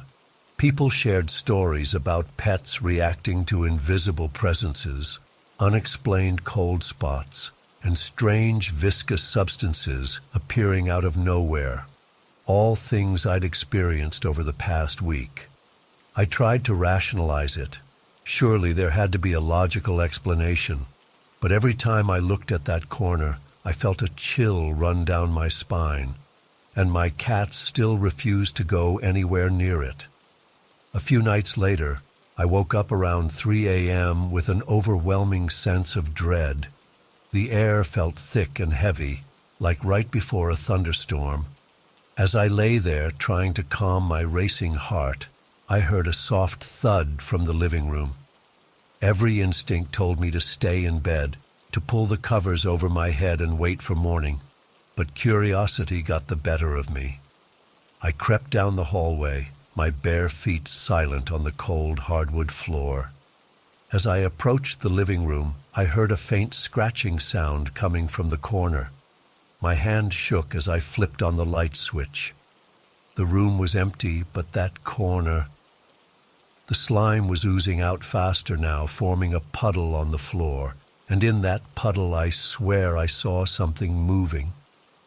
Just for a split second, a dark shape seemed to writhe beneath the surface before vanishing. I stumbled backward, my heart pounding in my chest. This couldn't be real. I squeezed my eyes shut, counting to 10 before opening them again. The puddle was gone. The corner looked completely normal. Had I imagined it? Was my mind playing tricks on me after reading all those paranormal stories online? I wanted so badly to believe that was the case. But as I turned to go back to bed, a cold breath of air brushed against the back of my neck. I spun around, but there was nothing there. Just that empty corner, silently mocking me. I didn't sleep for the rest of the night. I sat on my bed with the lights on, my cats huddled close on either side of me. They seemed to sense my fear and stayed alert, their eyes constantly darting towards the bedroom door. The next day, I called my landlord again and demanded they send someone immediately. The maintenance guy arrived that afternoon and spent over an hour examining the corner and the surrounding walls. He couldn't find any sign of water damage, mold, or pests. The mysterious slime was nowhere to be seen. I must have sounded crazy trying to explain what I'd experienced. The maintenance guy clearly didn't believe me, but he patched up the small crack in the baseboard anyway. He suggested that maybe some kind of sap from the wood had been seeping out due to temperature changes. I wanted to believe him. I really did. But deep down, I knew what I'd seen, what I'd felt. After he left, I sage-smudged the entire apartment, focusing especially on that corner. I'm not usually into that kind of thing, but I was willing to try anything at this point. To my surprise, it seemed to help. The oppressive atmosphere lifted, and over the next few days, my cats gradually became more comfortable in the living room again. The slime didn't reappear, and I didn't experience any more strange phenomena. But even now, months later, I sometimes wake up in the middle of the night with that same sense of dread. And when I look towards that corner, I could swear I see something moving in the shadows. I don't know what happened in my apartment that day. I don't know what my cats saw or what that substance really was. Part of me still wants to find a rational explanation, but another part of me can't shake the feeling that for a brief time, something from beyond our world crossed over into mine. Whatever it was, I hope it's gone for good.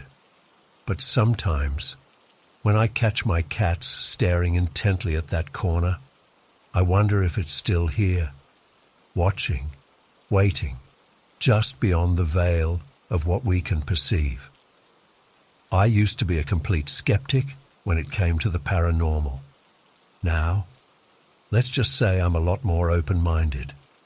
Because if there's one thing this experience taught me, it's that there are things in this world that defy explanation. And sometimes ignorance really is bliss.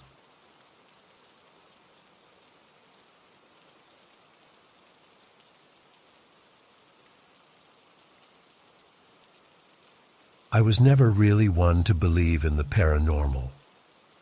Sure, I'd watch those ghost hunting shows on TV occasionally, but I always chalked it up to overactive imaginations or clever editing. That all changed after my mom passed away suddenly last year.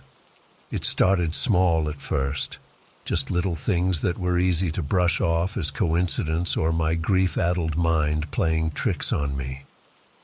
A few days after the funeral, I was sitting in the living room trying to distract myself with some mindless TV when I heard a loud clatter from the kitchen.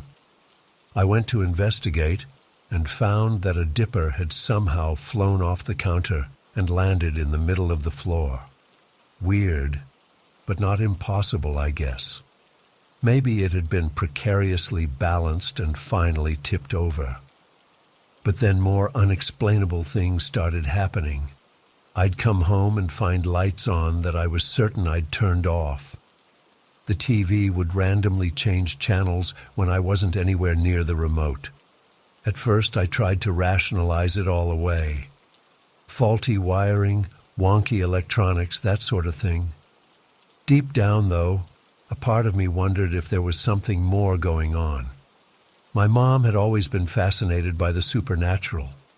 She loved telling spooky stories and would drag me to supposedly haunted places when I was a kid. I'd roll my eyes at her enthusiasm, but she'd just laugh and say, "You never know, sweetie. There's more to this world than meets the eye." As the strange occurrences continued, I found myself thinking of her words more and more. Could it really be possible that she was somehow still here, trying to communicate? The incident that really shook me happened about a month after she died. I was changing my daughter's diaper on the changing table, the same spot where my mom used to love hanging out and chatting with me while I took care of the baby. As I was finishing up, I noticed something odd on the surface of the table, a small pile of cigarette ashes. My breath caught in my throat as I stared at them. My mom had been a lifelong smoker, stubbornly refusing to quit even when her health started declining. Seeing those ashes there, in the exact spot where she used to stand, it sent chills down my spine. I hadn't smoked in years, and my husband had never picked up the habit. There was no logical explanation for how they'd gotten there. With shaking hands, I quickly snapped a picture before cleaning up the ashes. I needed proof that I wasn't going crazy. That night, I showed the photo to my husband. He tried to come up with rational explanations, but I could tell he was unsettled too. Neither of us wanted to admit what we were both thinking, that somehow my mom's spirit was still hanging around. After that, it was like the floodgates opened. Paranormal activity ramped up significantly around the house. Objects would move on their own right before my eyes. I'd hear phantom footsteps coming from empty rooms. The baby would giggle and babble at thin air as if someone was playing with her. One of the creepiest incidents involved our Alexa device. I was in the kitchen making dinner when I heard Alexa's robotic voice suddenly pipe up from the living room. "I'm sorry, I can't turn off that light. I don't see any lights currently on in this room." I froze, spatula in hand. I hadn't said anything to Alexa, and no one else was home. Cautiously, I peeked into the living room. All the lights were off, just as they had been. "Alexa, what was that about?" I asked nervously. "I'm sorry, I don't have any information about recent requests regarding lights," she replied blandly. A chill ran down my spine. I unplugged the device after that, too freaked out to want it active in the house anymore. As unnerving as some of these experiences were, a part of me took comfort in them too. The idea that my mom was still around in some form, watching over us, was oddly reassuring. She had always had a mischievous streak, loving to play harmless pranks. In a way, all these ghostly hijinks felt very on brand for her. I started talking to her out loud sometimes when I was alone in the house. I'd tell her about my day or how much I missed her, and while I never got a verbal response, sometimes I'd feel a sudden wave of warmth wash over me or catch a whiff of her favorite perfume. One day, I was having a particularly rough time. Work had been stressful, the baby was fussy, and I was just feeling overwhelmed by everything. I broke down crying in the nursery, feeling like I couldn't handle it all without my mom there to support me anymore. Suddenly, I felt a gentle touch on my shoulder. I whirled around, but of course no one was there. Then I noticed that the musical mobile above the crib had started playing on its own. It was my mom's favorite lullaby, the one she used to sing to me as a child. I stood there, tears still streaming down my face as the soft melody filled the room. In that moment, I felt my mom's presence more strongly than ever before. It was like she was wrapping me in a hug, telling me that everything would be okay. From then on, I stopped being scared of the paranormal activity in our house.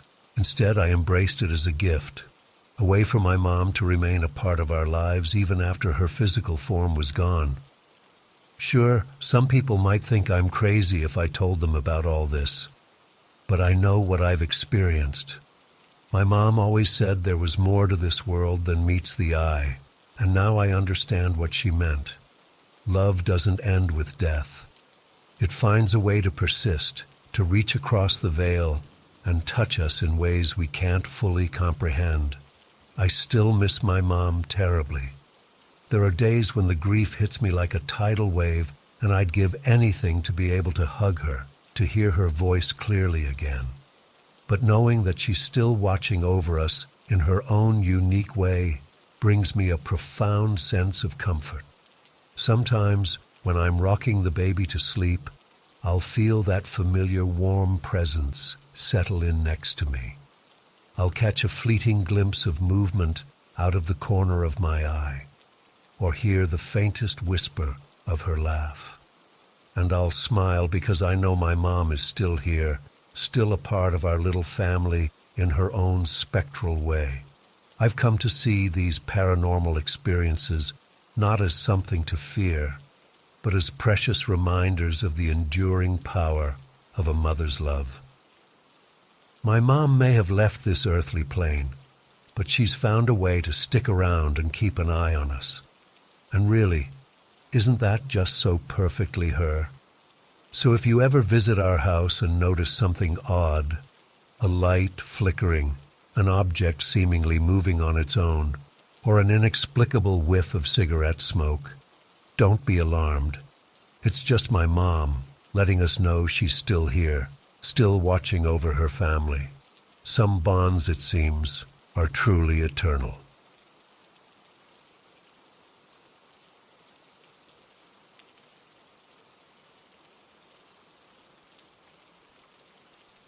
It started when I was about 16 years old.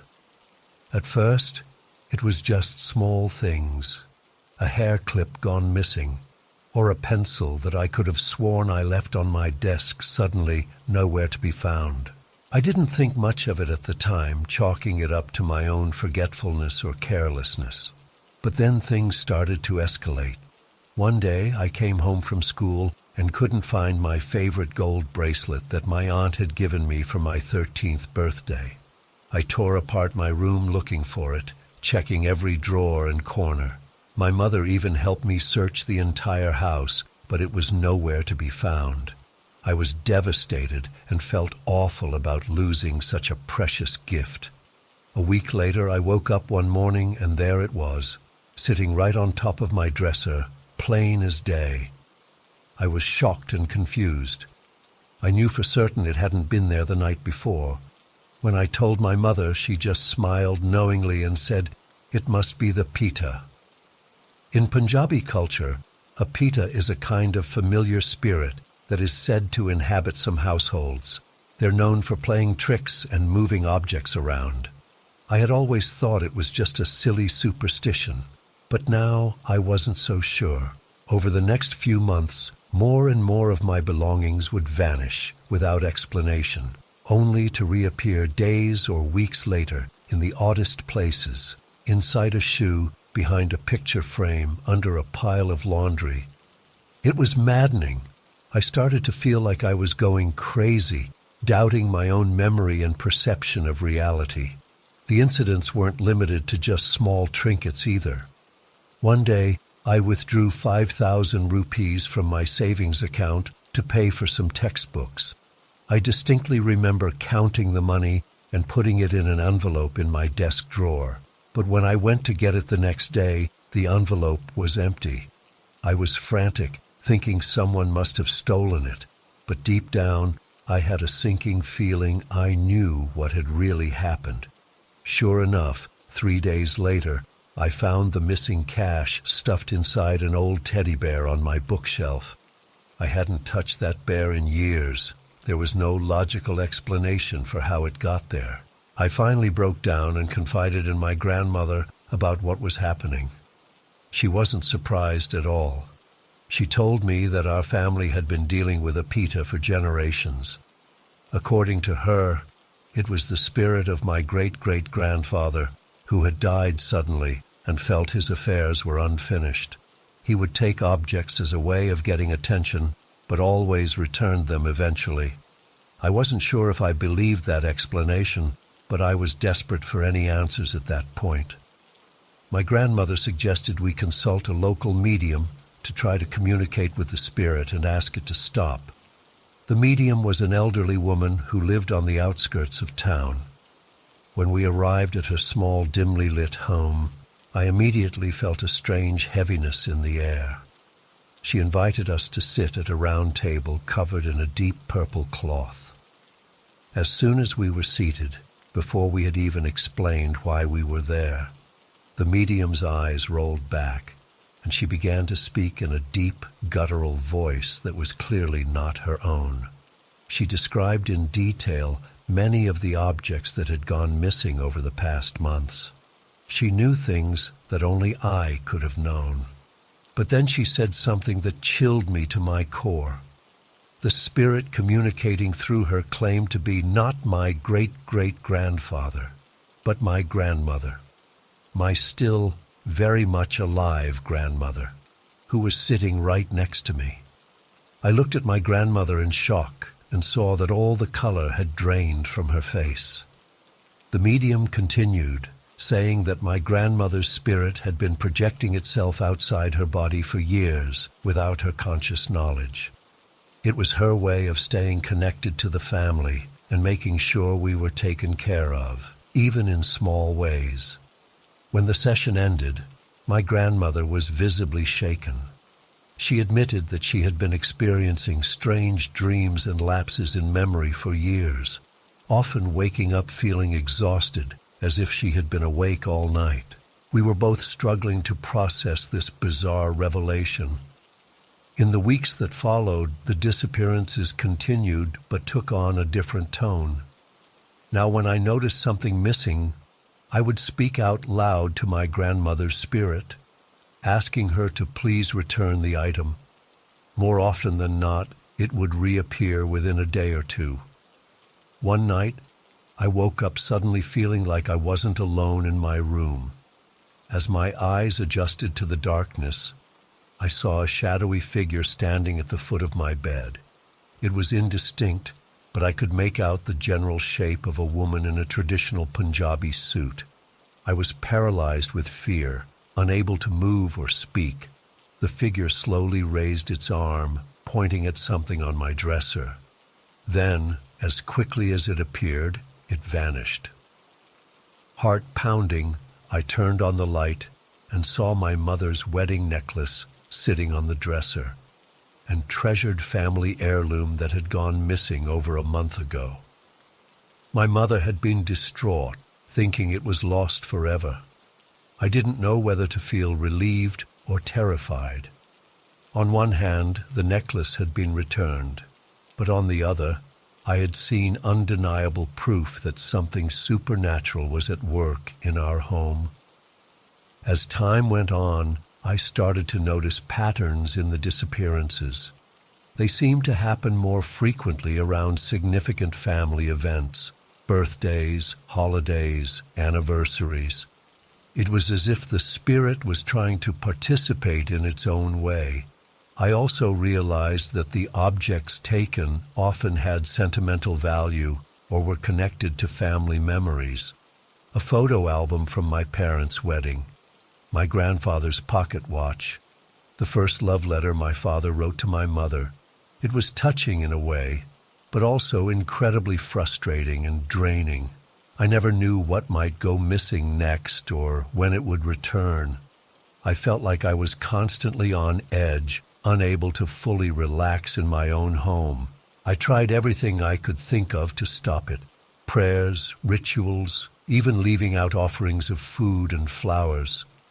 Nothing seemed to work for long. The spirit was determined to maintain this connection to our family, for better or worse. As I got older and eventually moved out on my own, I hoped the strange occurrences would stay behind in my childhood home. But to my dismay, they followed me. Even in my new apartment in a different city, things would still occasionally go missing only to reappear days later. It's been over a decade now since it all started, and I've learned to live with it as best I can. I've come to see it as a strange, but mostly benign presence in my life. A reminder of my family's history and traditions, even if it's one that often drives me to the brink of madness. Sometimes I wonder if it will ever stop, or if this is simply my family's legacy, to be perpetually haunted by a well-meaning but mischievous spirit. Will I someday be the one moving objects around in my grandchildren's homes? The thought both amuses and unsettles me. For now, all I can do is continue to adapt and try to find meaning in these inexplicable events. I've learned to be more mindful of the objects around me, to appreciate the memories and connections they represent. And when something goes missing, I take a deep breath and remind myself that it will return in its own time. Living with Apita has taught me that there are forces in this world beyond our understanding. It has opened my eyes to the possibility that our loved ones may remain connected to us in ways we can't fully comprehend. It's a constant reminder to cherish the time we have with family and to honor the bonds that tie us together, both in this life and beyond. So if you ever find yourself questioning your sanity as objects mysteriously vanish and reappear around you, know that you're not alone. Sometimes it seems our ancestors simply want to remind us that they're still watching over us, even if their methods are a bit unorthodox.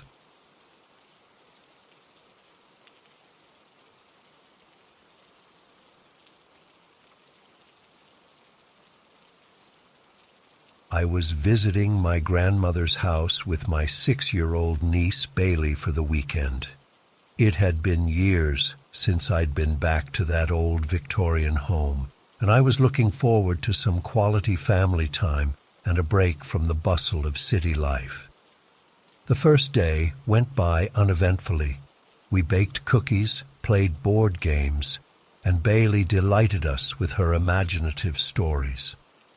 As night fell, the creaks and groans of the aging house brought back memories of my own childhood visits.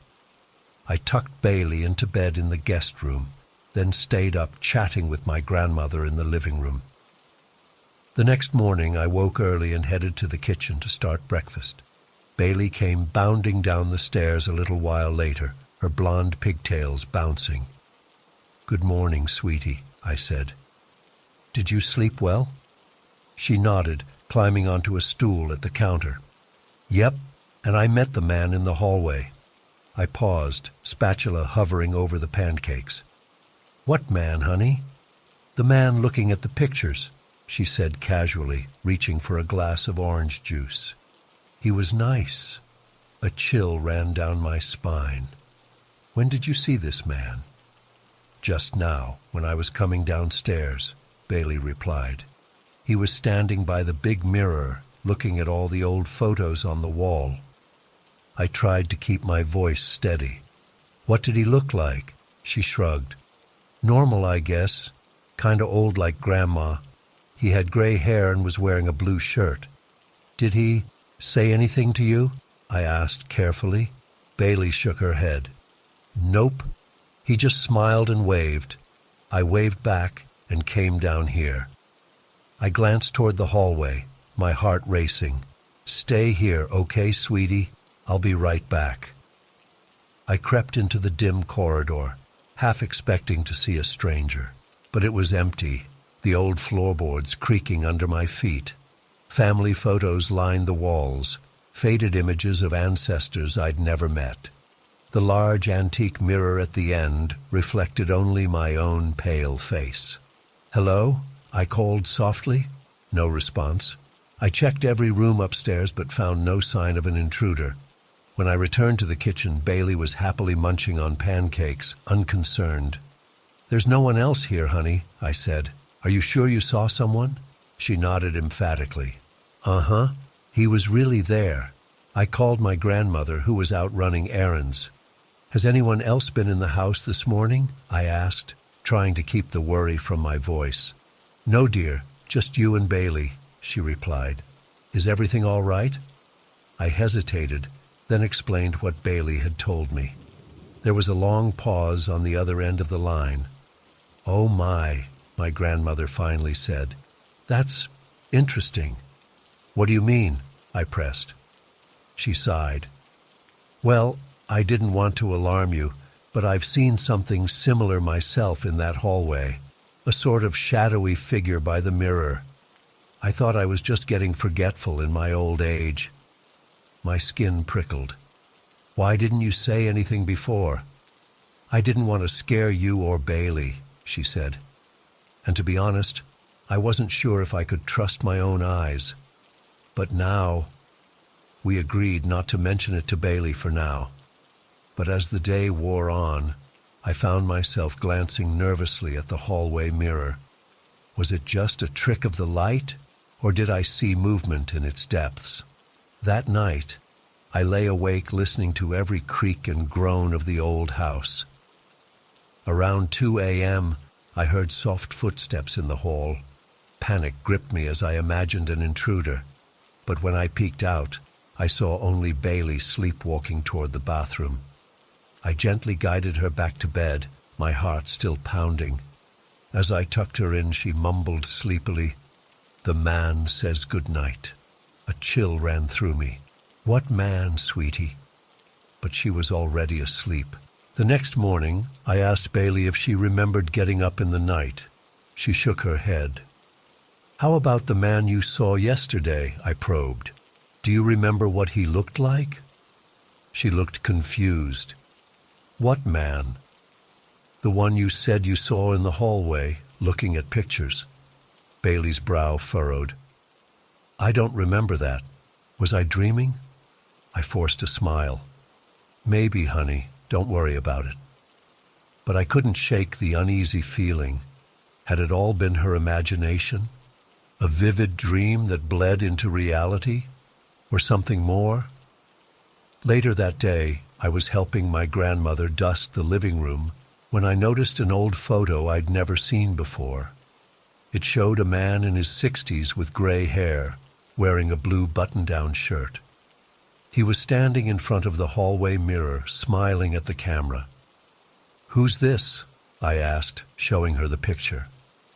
My grandmother's eyes widened. "That's your great-grandfather, Charles. But this photo went missing years ago. Where did you find it?" "It was just sitting on the mantel," I said, my mouth going dry. "Grandma, is this the man Bailey described?" She nodded slowly, her face pale. "It matches exactly, but Bailey never met him. He died long before she was born." We stared at each other in stunned silence. Finally, my grandmother spoke. "You know, Charles always loved this house, said he'd never leave it, even after he was gone." She gave a shaky laugh. "I guess he meant it." That night, as we prepared to head home, I found myself lingering in the hallway. The mirror reflected only shadows, but I couldn't shake the feeling of being watched. "Goodbye," I whispered, feeling slightly foolish. "Thank you for watching over us." For a moment, I could have sworn I saw a flicker of movement in the glass, a hand raised in farewell, but when I blinked, it was gone. As we drove away, Bailey waved at the house. "Bye-bye," she called. "See you next time." I glanced in the rearview mirror. For an instant, I thought I saw a figure in an upstairs window waving back. Then it vanished, like smoke in the wind. I've been back to my grandmother's house many times since then. Sometimes I catch glimpses of something in the mirror's depths, a smile, a wave, a flicker of blue. Bailey doesn't remember her encounter, but she always says the house feels safe and welcoming. I've come to believe that some bonds transcend death, that love and family can echo through generations, watching over us in ways we may never fully understand. And sometimes, if we're lucky, we might catch a glimpse of those who came before, still keeping vigil in the places they called home.